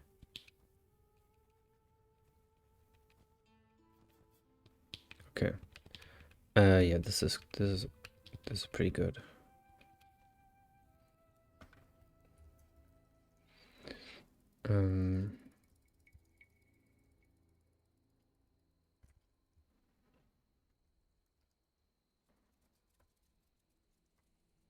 Reduce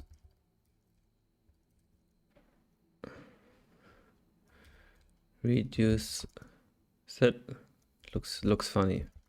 Reduce the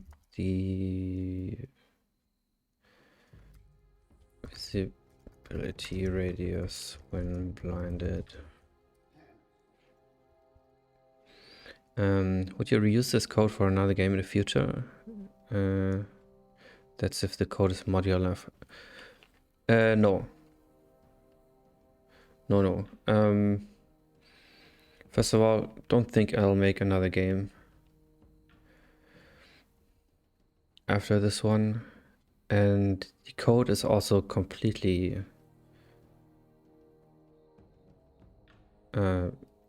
it's just for this game. So how come? I just want to continue work on this one.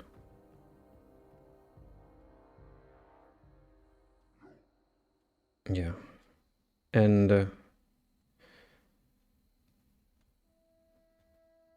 yeah, I'm putting it all into one.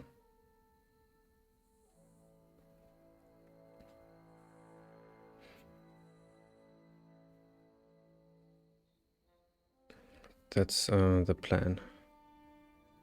Maybe in 10 years or something, I'll make another one. Similar to how NetHack, Dwarf Fortress, and that are worked on by the same people for decades? Yeah, exactly. That is the plan.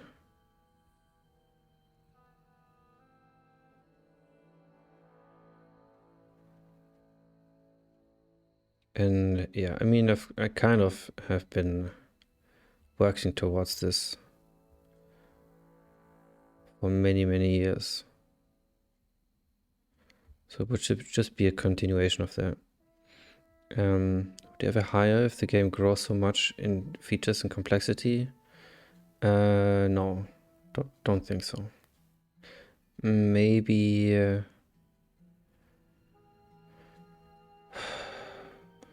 not sure. I don't think so.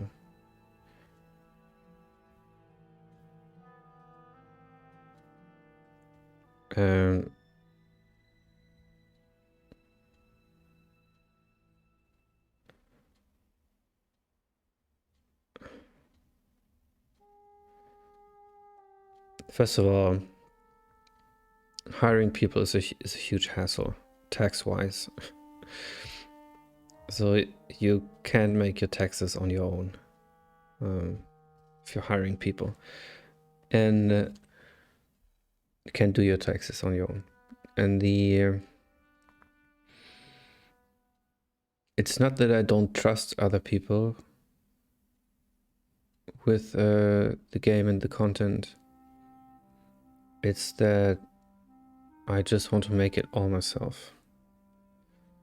Of course, that's not how that works. I'm influenced by everything and everyone around me.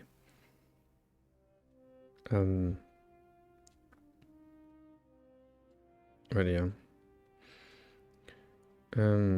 Depends on how quickly you want features and stuff out the door, really. Yeah, I mean, that's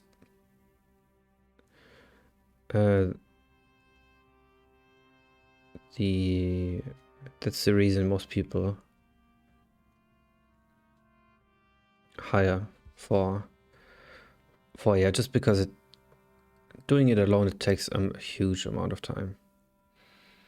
But games like Dwarf Fortress that evolve slowly, and that's their biggest strength. Yeah. I mean, not sure how slowly Dwarf Fortress evolves under the hood, because it's crazy the amount of systems it has. So for one person, it might actually be super fast. But I know what you mean. Yeah. There's probably millions of code maintained by 1 or 2 people, I think. I'm not sure if it's in the millions, but it's... But yeah, I have no idea how they do it with Dwarf Fortress. That's so impressive.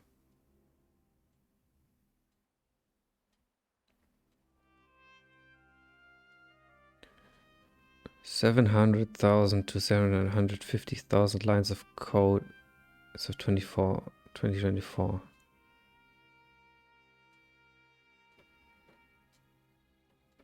$700,000 lines of code. 20 years. Okay, that's insane. That's absolutely insane.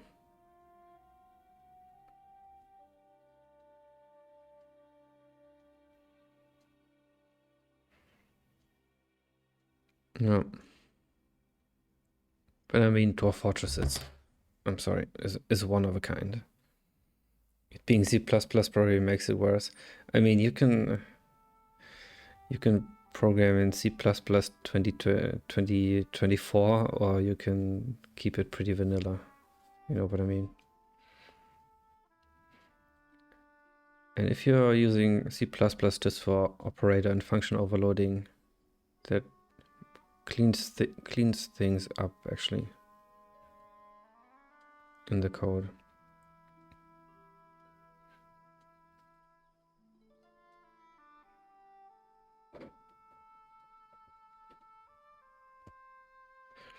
But yeah, it's insanely impressive. And I'm not shooting for any of these high targets. I just want to work on this constantly at a sustainable pace, so that it becomes a great game one day. And yeah, you're right. Being too fast, it could become a problem, and I have to be mindful of that. To TBH, if I had to choose an alternative to C, it would either be Objective C with Objective FW or Ada, the latter which I have a sweet spot for, as it was the one I used a lot in uni with my OS and safety critical system classes.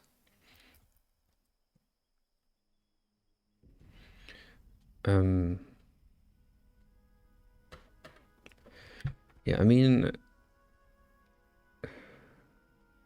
honestly, if someone would come up to me and say, hey, you have to reprogram, we've lost the source code to Dwarf Fortress, you have to reprogram it from scratch, then I would actually probably build in a scripting system with JavaScript or something.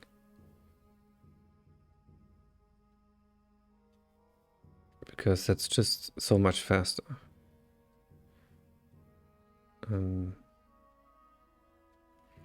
Lua, I think, is the usual go-to for stuff like that, yeah.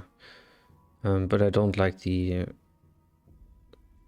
starting at one arrays. That just completely messes me up. But yeah, I've integrated Lua as a scripting engine once, but it's it only really only pays off if you have like 10 times more script code than engine code.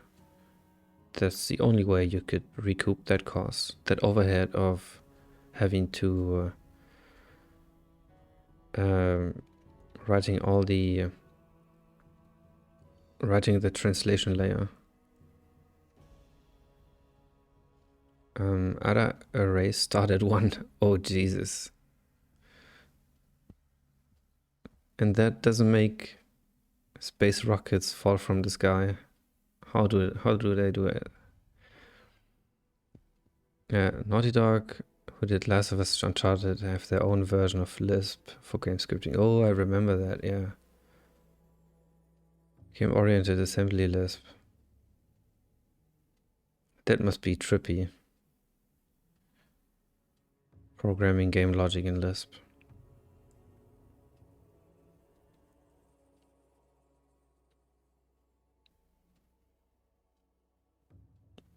But yeah. Also, there's a Casey in Handmade Hero has this. I think he made it popular that you compile the game in a library so that you can hot reload the code. But I also don't think that's necessary. That's also a complication you don't need. I'm sorry, if you're using C, that is. Because the game just compiles so fast. And the Casey Moratori, yeah, compile the game as a DLL. Yeah. I've tried the to fix the glibc dependency. I actually tried out the Zig compiler for C, and it's kind of insane. It has a caching system, kind of like Make has, but much more optimized. So if you build the game, when I built the game for the first time, it took like 5 seconds, which threw me off. But every time I built it after that, it was like 200 milliseconds or something. It was less than half a second. That was pretty awesome. Of course, I threw out the Zig compiler because it's another dependency, and went to Debian, but that's actually pretty insane. And with that, you definitely don't need a DLL. Of course, you could change the code while it's running, but that'll just crash. Yeah, when I was playing around with Zig, I always thought the compile times was really bad. Well, for Zig itself at least. I haven't used it for compiling C. Yeah, I have no idea what Zig is. I know it's a language, but I have no idea. I just literally in the makefile I changed Clang to Zig and it worked. So that's pretty awesome.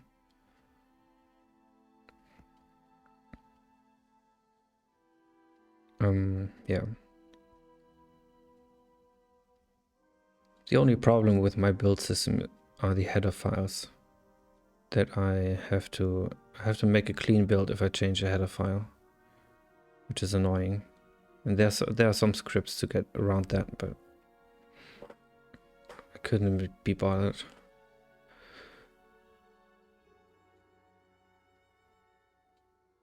Yeah, you can use Zig compile to cross compile. Don't need to go onto another machine to compile.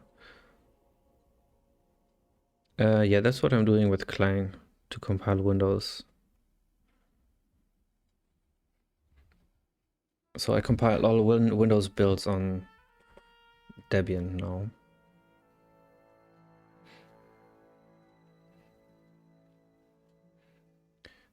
And yeah, that was always the goal.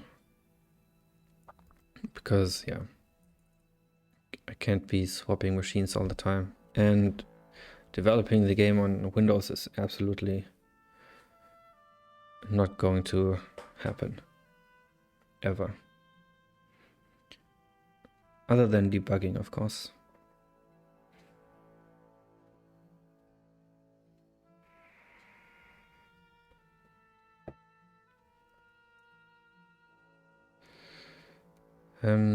Okay, that was the radius.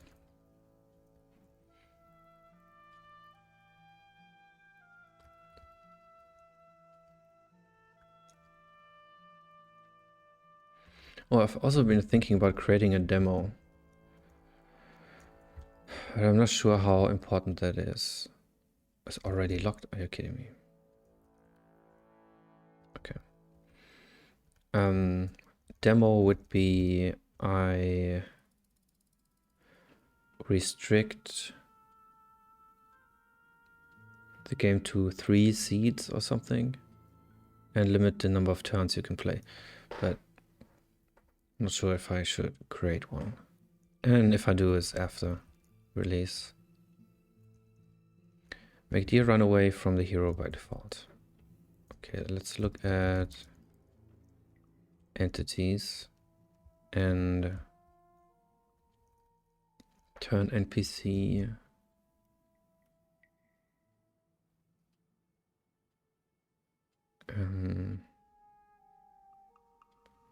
What is that called?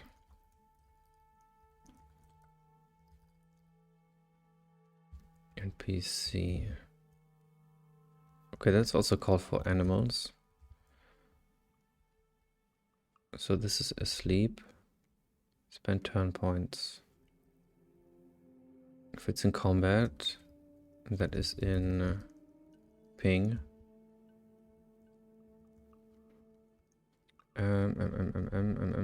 Where's the enemy flag? What?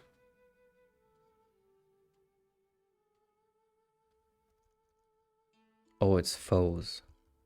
No? Yeah.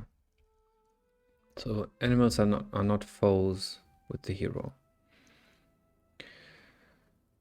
So animals don't enter combat.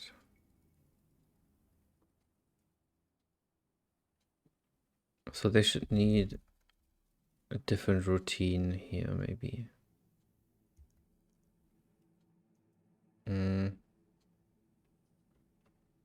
Or here.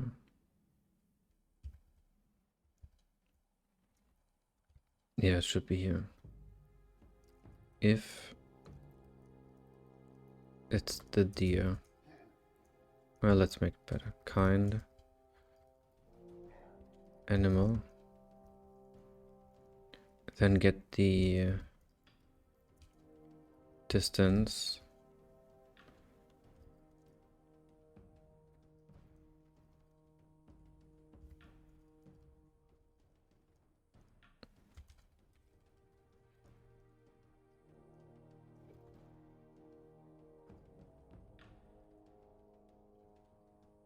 And if the distance to the hero is less than 4, maybe,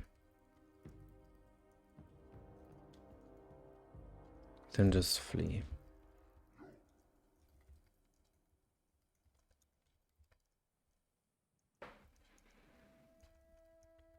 Okay, there's no... Or is it neutral?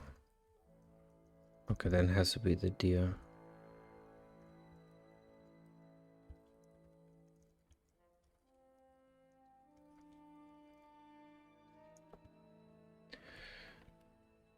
Okay, still here, that's good.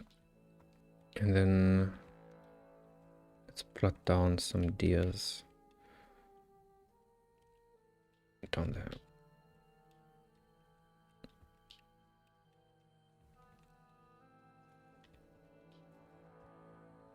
Okay, that one didn't run away at all. That one doesn't either. This is good code. This is very, very good code. Excellent code. Oh man. Turn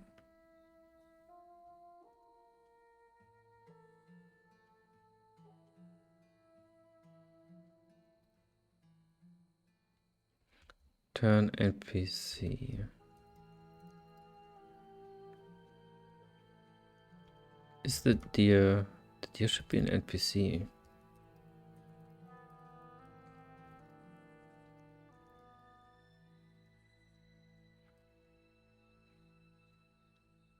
Ally, enemy, neutral. Deer is neutral. So yeah.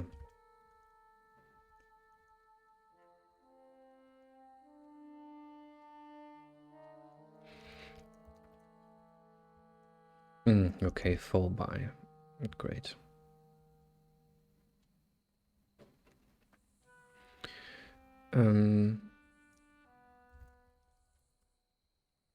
Good. I mean,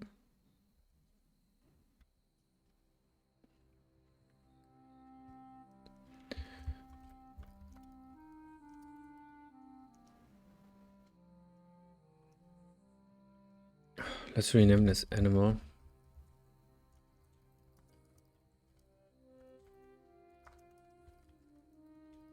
Again. And let's make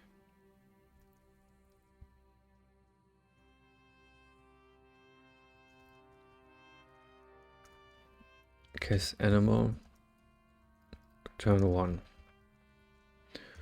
So animals are foes with everyone.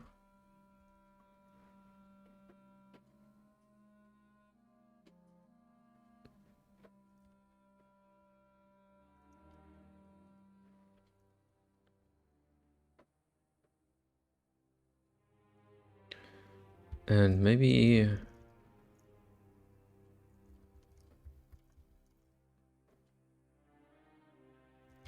everyone should attack the deers.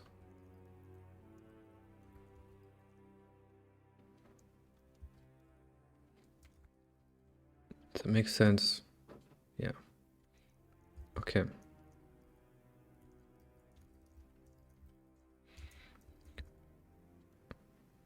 So animals are now afraid of the deer. Hope I haven't placed deer in the world by hand, because they will be broken now.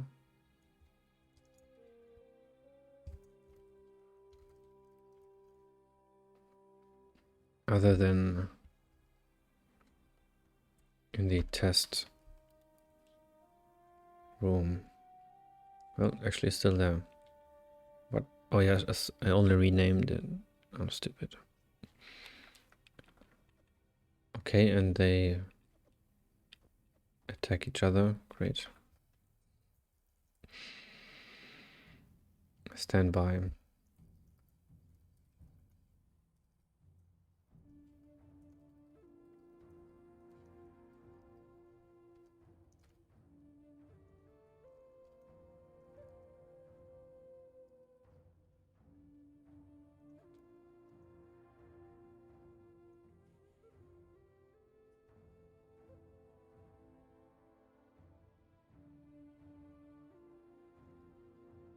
Why are they attacking each other? I was pretty sure everything can only attack the hero.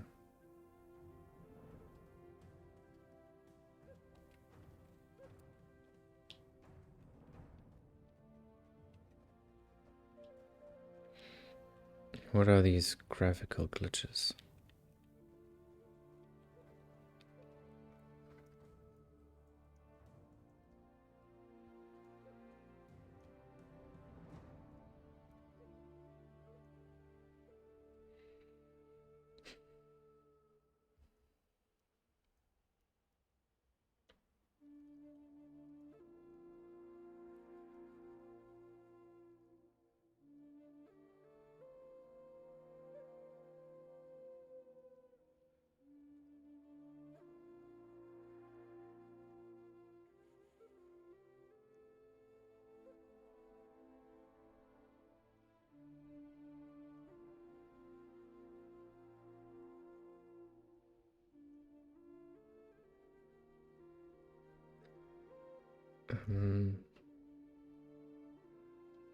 So it's the deer's turn. And the deer should flee and then do nothing.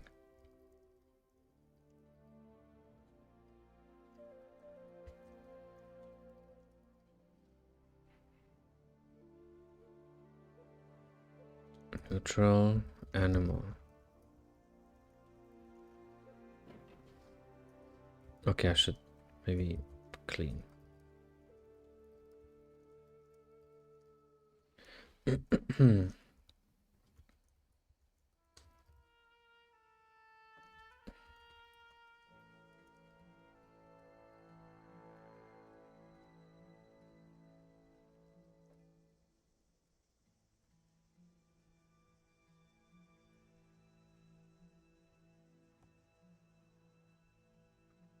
Okay, maybe getting closer. It's running. They are running. Running away. Oh, this is pretty good. Now if the trolls are still normal, that would be nice. Okay, there's only one. Let's see if they attack the deer. They're not asleep. No, they don't. But that's fine.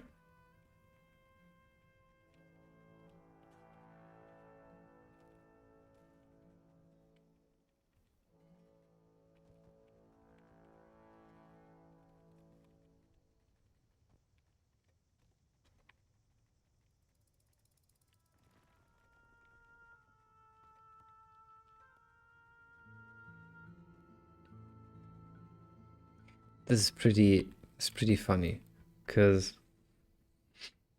if you're starving and you have like 2 health left and there's a deer, but it's running away and you can't get to it in time, that's a good story. Thought about adding different walking sounds depending on you're walking on grass, stone, etc. Yeah. I just need a good sound. I have part of that implemented because I needed to classify each tile as to what sound it should make. And yeah, I have that classifier. Maybe I removed it, not sure. But yeah, that would add another dimension to the sound. That would be super nice. Thanks for reminding me. Sometimes it pops up in my head, but then it's gone again. That happens with many things, actually. It's really hard to hold on to ideas when there's so many others. But let me note that down. Where am I? That is priority, I would say. Priority, well, this is not sorted by priority. Priority 1, importance 1, cost 2. That's pretty expensive because you will hear those sounds over and over and over and over again.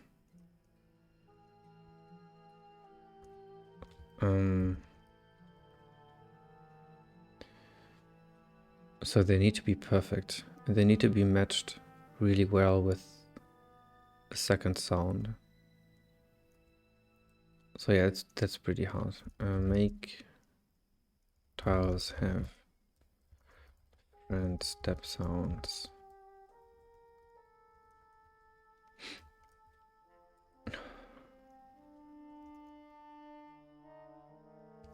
Why can't I? Oh, okay.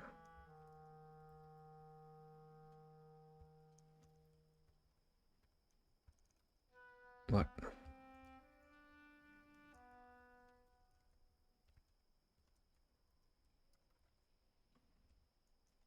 That happens when you have two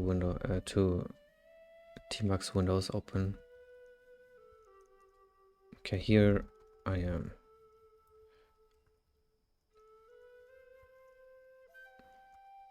Make steps have make tiles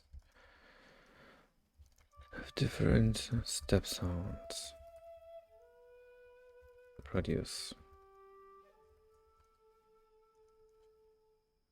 Okay, make deer run away from the hero by default. That was that.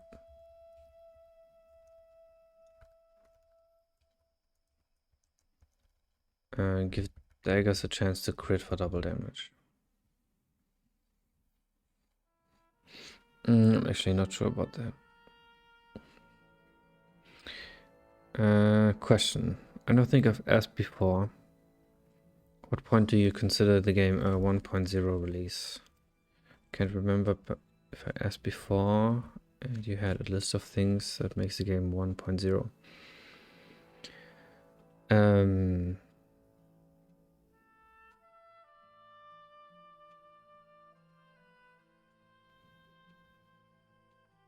Not sure yet, but it's far away.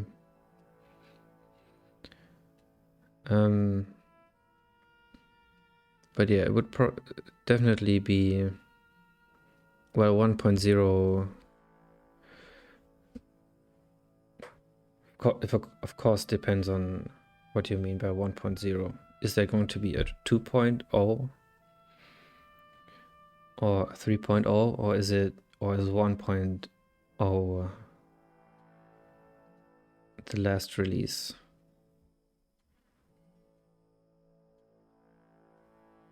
Or is 1.0 just a 2.0, 3.0, etc. But usually a 1.0 is the no longer early access. Oh, okay.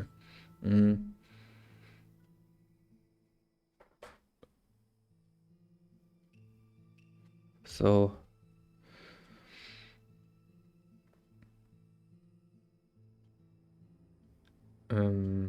would probably be mostly bound to how large the world is.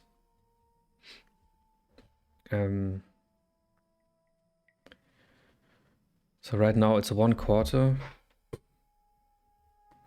of the original size, so probably the 3 other quarters will have to be in it. And what I definitely want is fixed locations that are not proc-gen, but that you go through every time with NPCs. And then, of course, much more monsters, much more varied monsters.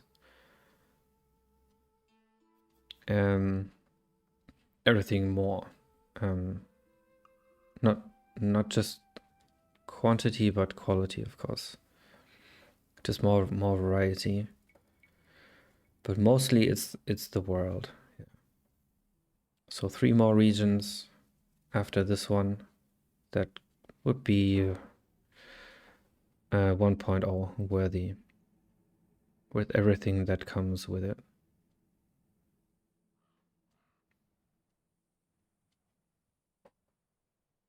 Yeah, so that was the original plan. But I have space for 8 more regions after that.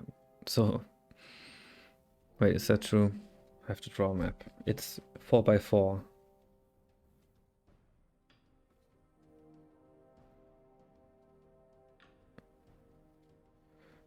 So yeah, the world is 4x4, and I'm not sure if I can show that on stream.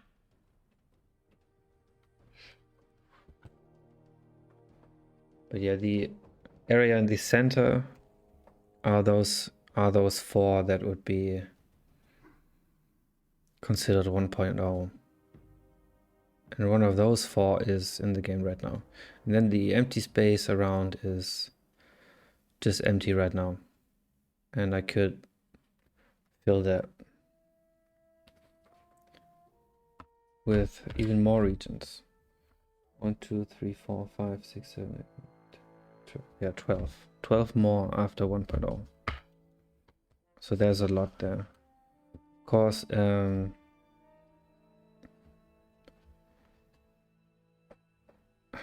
problem is, how do I release this in a cadence that makes sense and that's exciting, and not just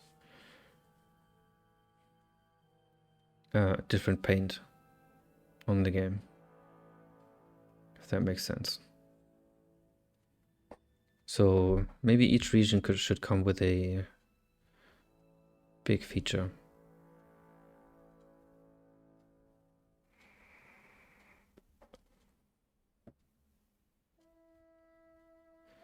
Like pets or something. Solve the getting lost problem.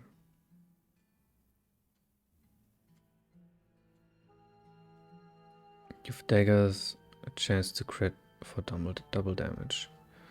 And that might actually be...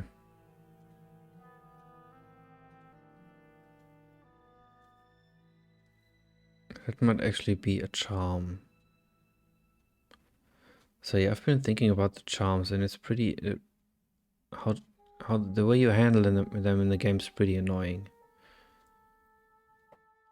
So... Because...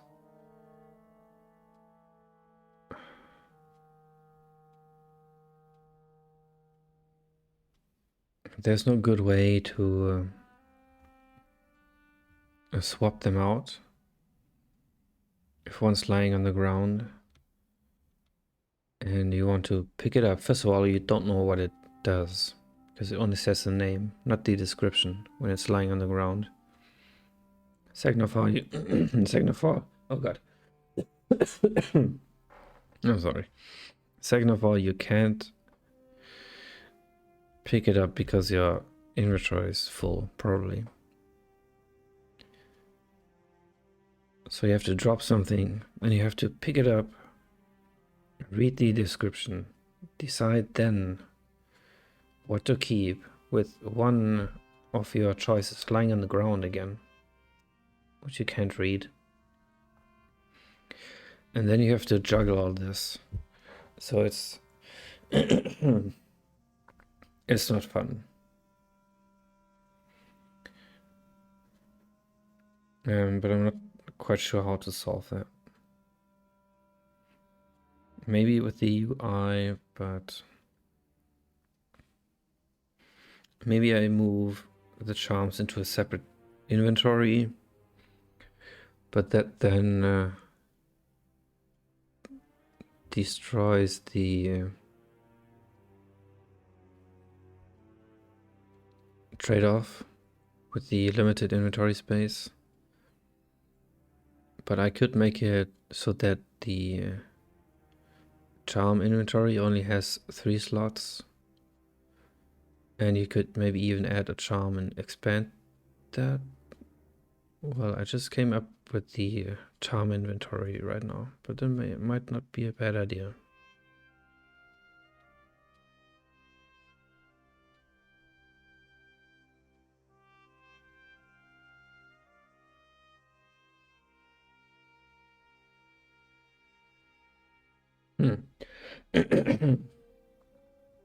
Or maybe,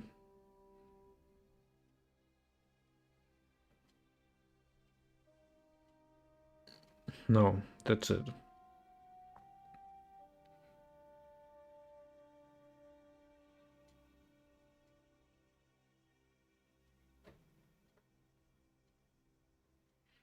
That's it.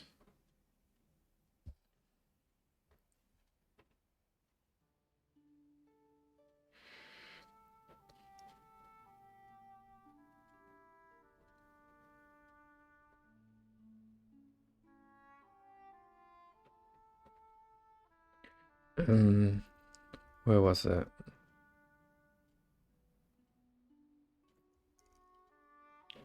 Charms.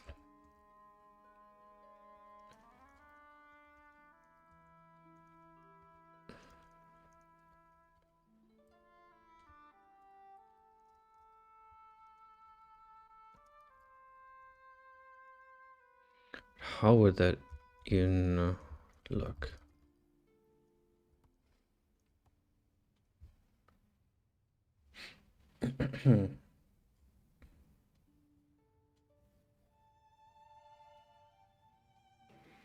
I mean,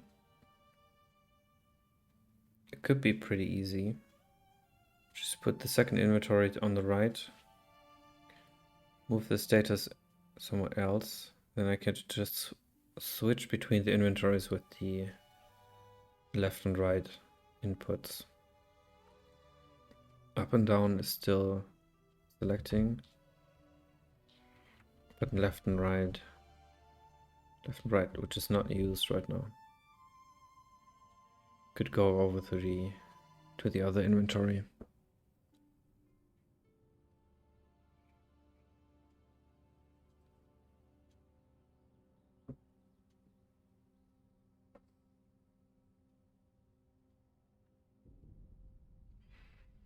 But maybe that's putting too much weight on the charms. Maybe I should break them up.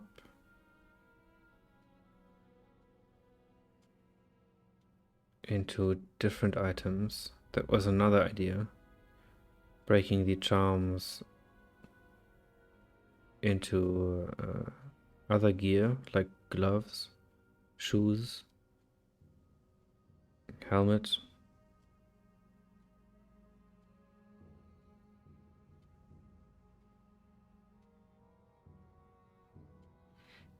But at that point I could just give any piece of gear a bonus, a random one, and then I have Diablo.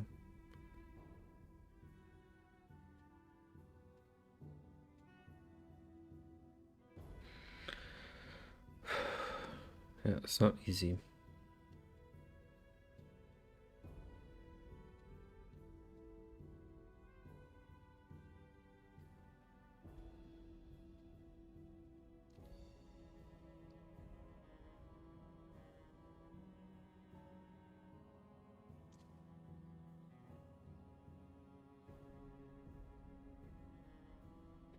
But I mean, I'm innovating in the...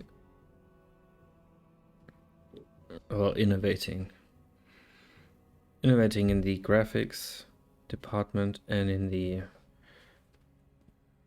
procedural run department. So maybe I can just play it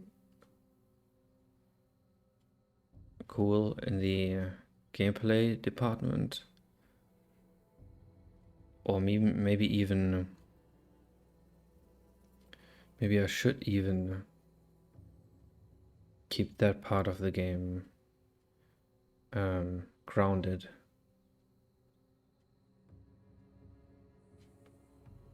In what came before. Problem is I can't copy Rogue or be inspired by Rogue because I don't have the contextual keys with the controller, so I'm limited. What I can do is, what I think is a pretty cool idea, is I have the context button. That's the aiming and throwing button. And I can, if I let the player equip any item, I could make it a apply to button. And then maybe, let's say I equip the key and then walk up to this rock and hold down square, press on the rock, then something happens. Like you've scratched the rock, for example. That would multiply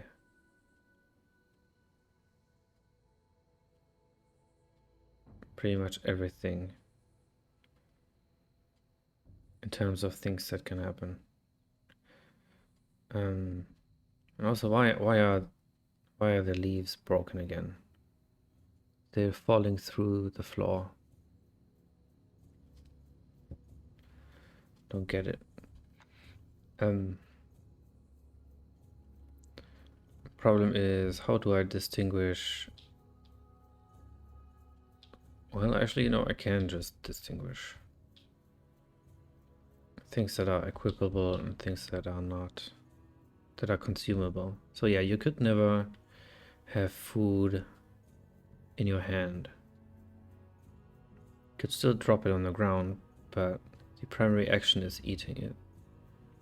So you couldn't carry it.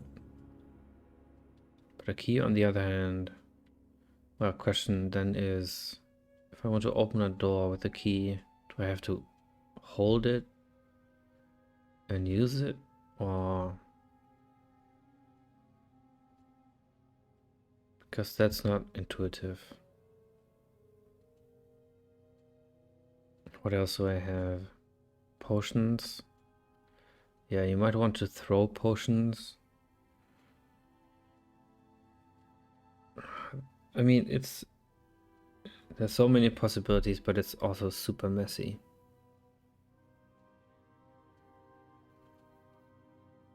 I would have to have a few ground rules for every item that can be in the game.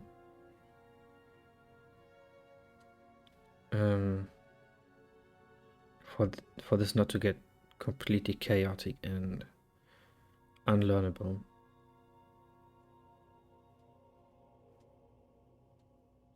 But yeah, that's actually something I think I had, but I threw it away because it was unintuitive.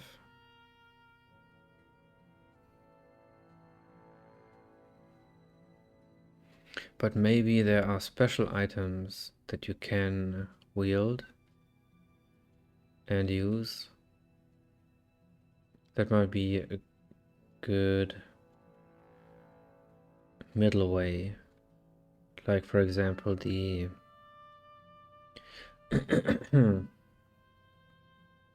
like in A Link to the Past, where you have an inventory and you can, apart from having a weapon in your hand, sword, you can pick a secondary item, for example, the mirror or the magic powder, and you have a special key to use that item.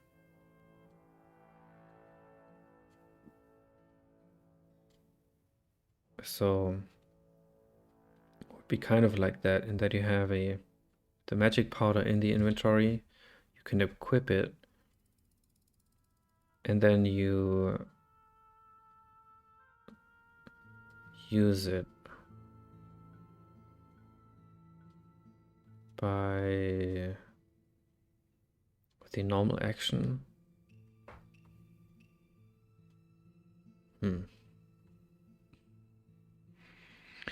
One thing I did notice, when people buy the game and install it, they could just copy and paste the game's directory and share it. There's no DRM or anything. Yeah.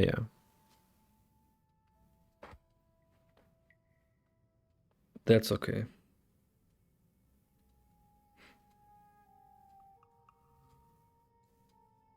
I wouldn't know how to put DRM on the game.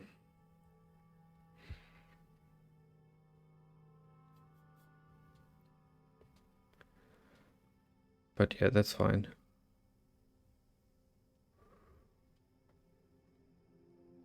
I think most people that are interested in the game are too lazy to pirate it. Free advertisement as well, yeah.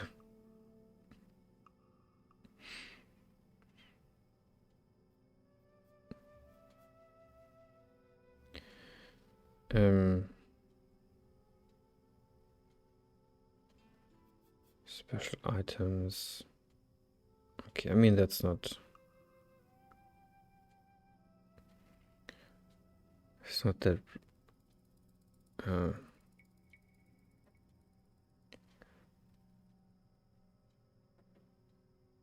what am I trying to say? The items in the game, I can put in more of them after. Of course, I'm kind of walling myself in if I don't want to change it all the time. There was one indie game developer who said on Twitter that he doesn't dislike people who pirate his game. He's just happy that people are playing it and advertising it. And that's all that really matters to him. Sounds a bit like you. I mean, what's the alternative? The alternative is to do everything so that people don't pirate the game, or do something, and then be angry when people do. I know how it's like to be 12 years old without money.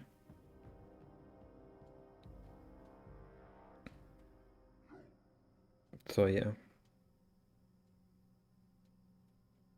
I just trust that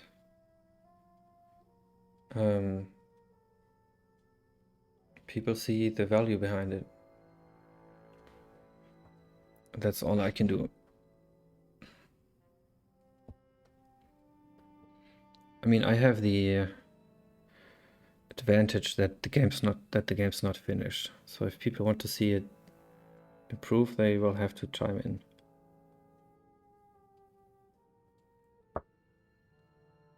I remember a game where it would know if you pirated it, and it would make the game even more challenging to play. Yeah, I think there are several of those. Some with really nasty loops in them, where you wouldn't find out that it's unbeatable. Yeah.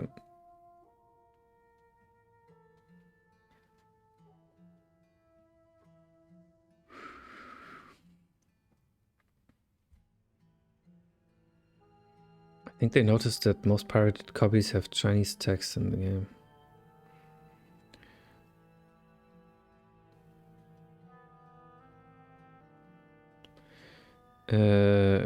Didn't get that. Remember a game where it would know if you pirated it. It would make the game more challenging. They noticed that most pirated... Oh, you mean like someone entered their name in the game?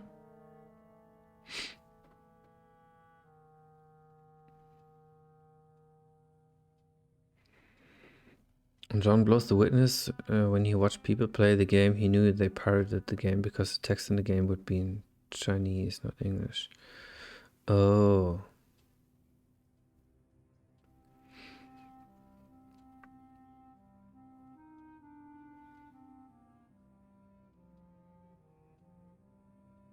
And he never released the game to China. How does that work?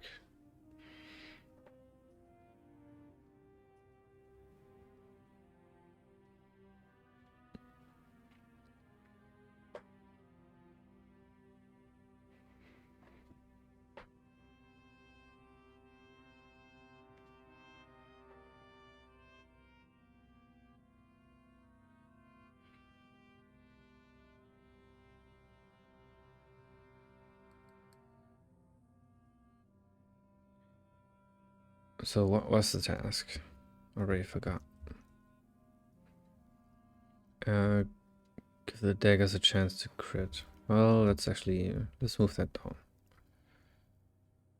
Solve the getting lost problem.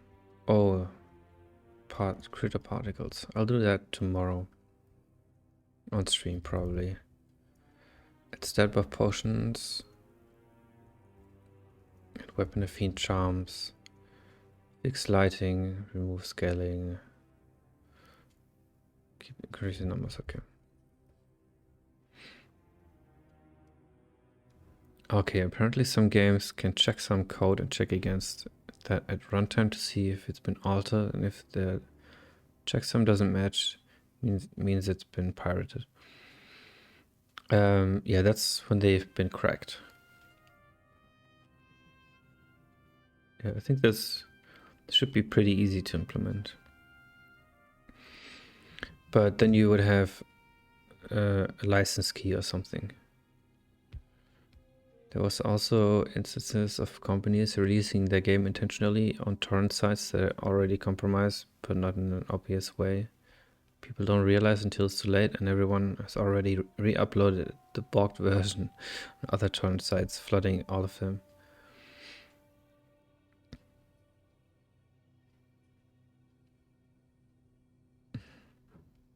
Yeah, it's the pirating wars.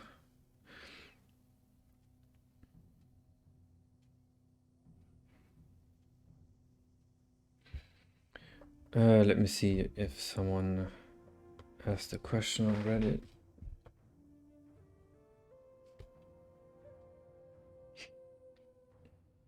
Bum, bum, bum, bum.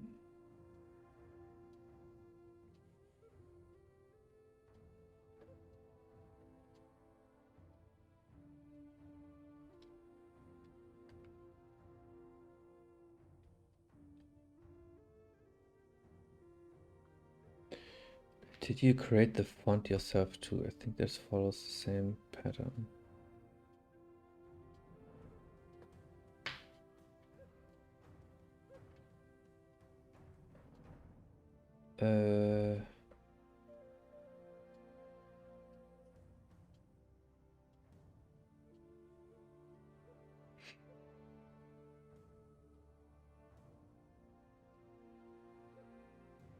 That follows the same pattern? Don't get it.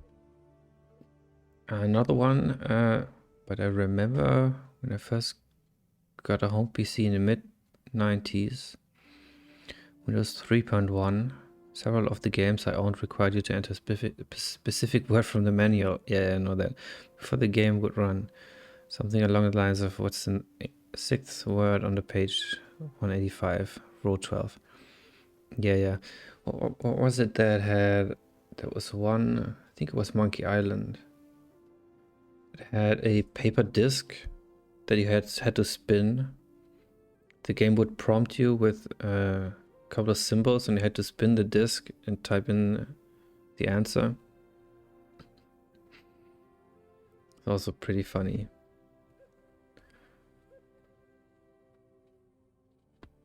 Yeah, it's great. But it's also kind of annoying, of course.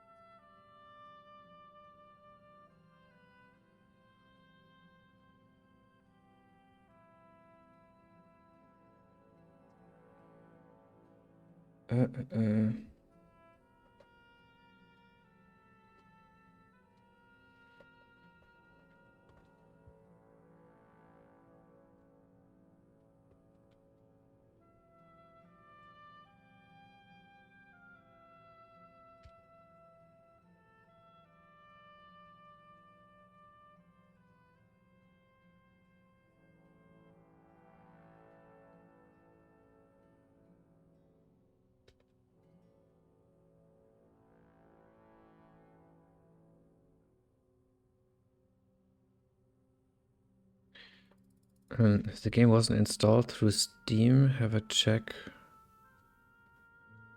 where they have to insert a key. But to get it, they have to email you saying you're amazing, best dev ever to get one.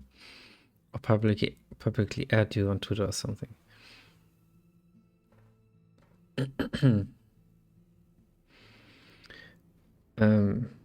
Yeah, or they'll have to release a TikTok making a special dance for the game and tag me in it, and then they'll get one. Something like that.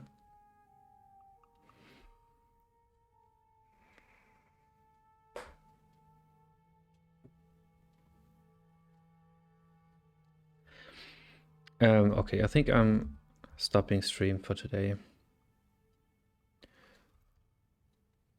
And these are the ones I'll do today. And these tomorrow.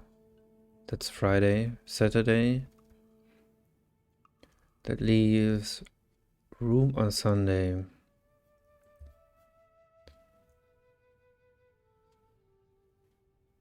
For last minute tweaks. Then I'll freeze the release candidate. And then I'll just play the game for 8 hours the next 3 days on stream. They have to sing Mariah Carey while doing the boogie. That sounds pretty good, actually. I might program in several of them, so that it spices things up. Shakira, pretty good. Mariah and Shakira, full on belly dancing.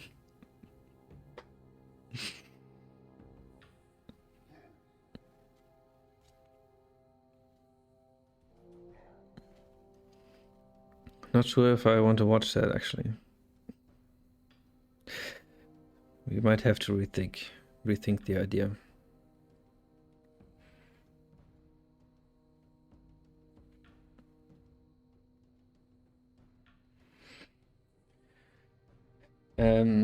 Oh, did I go through these?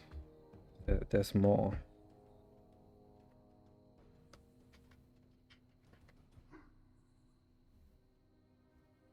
Yeah, they are just repeating. Just ideas.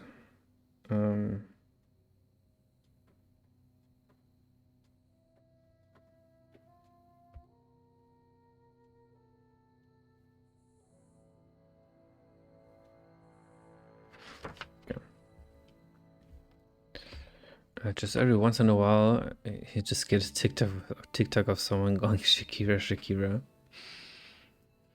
Or a bit more sensible, email proof of them donating to a charity.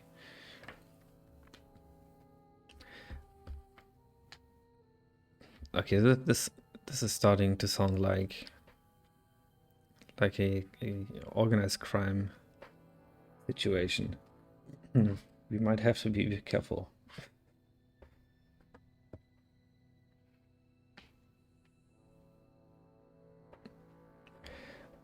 Starting to sound like blackmail.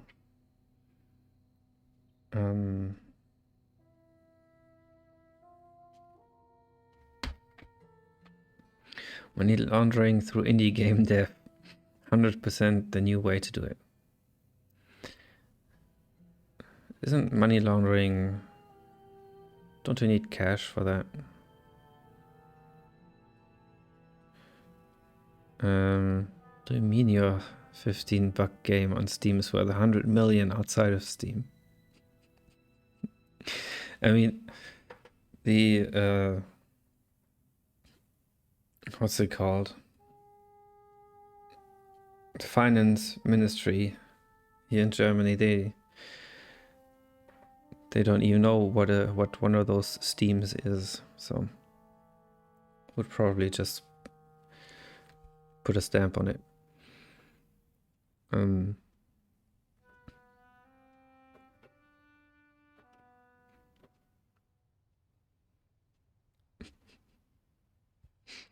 The new Shakira scam.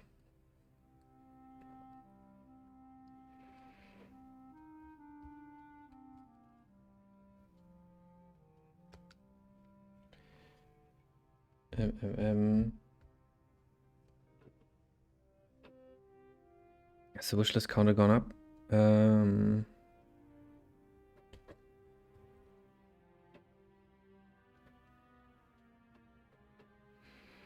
It's gone up by 2. It's at 343. My final question before I gotta head off, gotta walk the dog. Yeah, I'm going offline as well. No worries. Yeah, it's gone up by 2.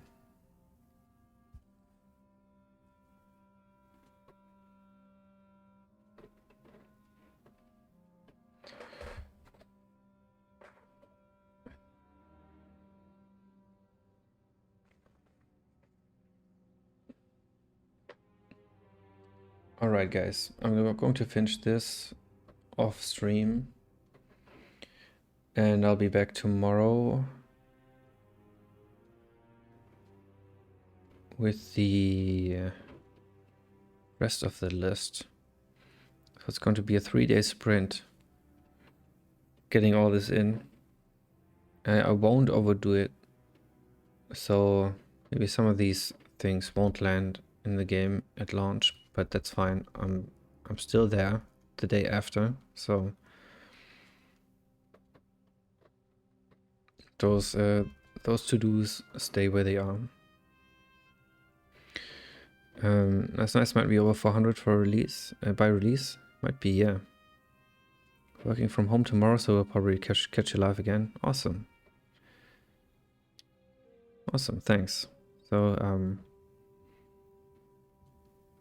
yeah, that's the plan. Thanks for the support. Thanks, Ethan. Thanks, Andre. Thanks, Wolf. Thanks, everybody that stopped by today. Appreciate it very much.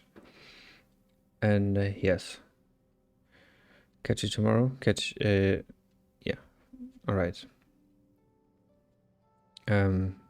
See you tomorrow, Ethan. All right, bye guys. I'm going offline. Bye. See ya.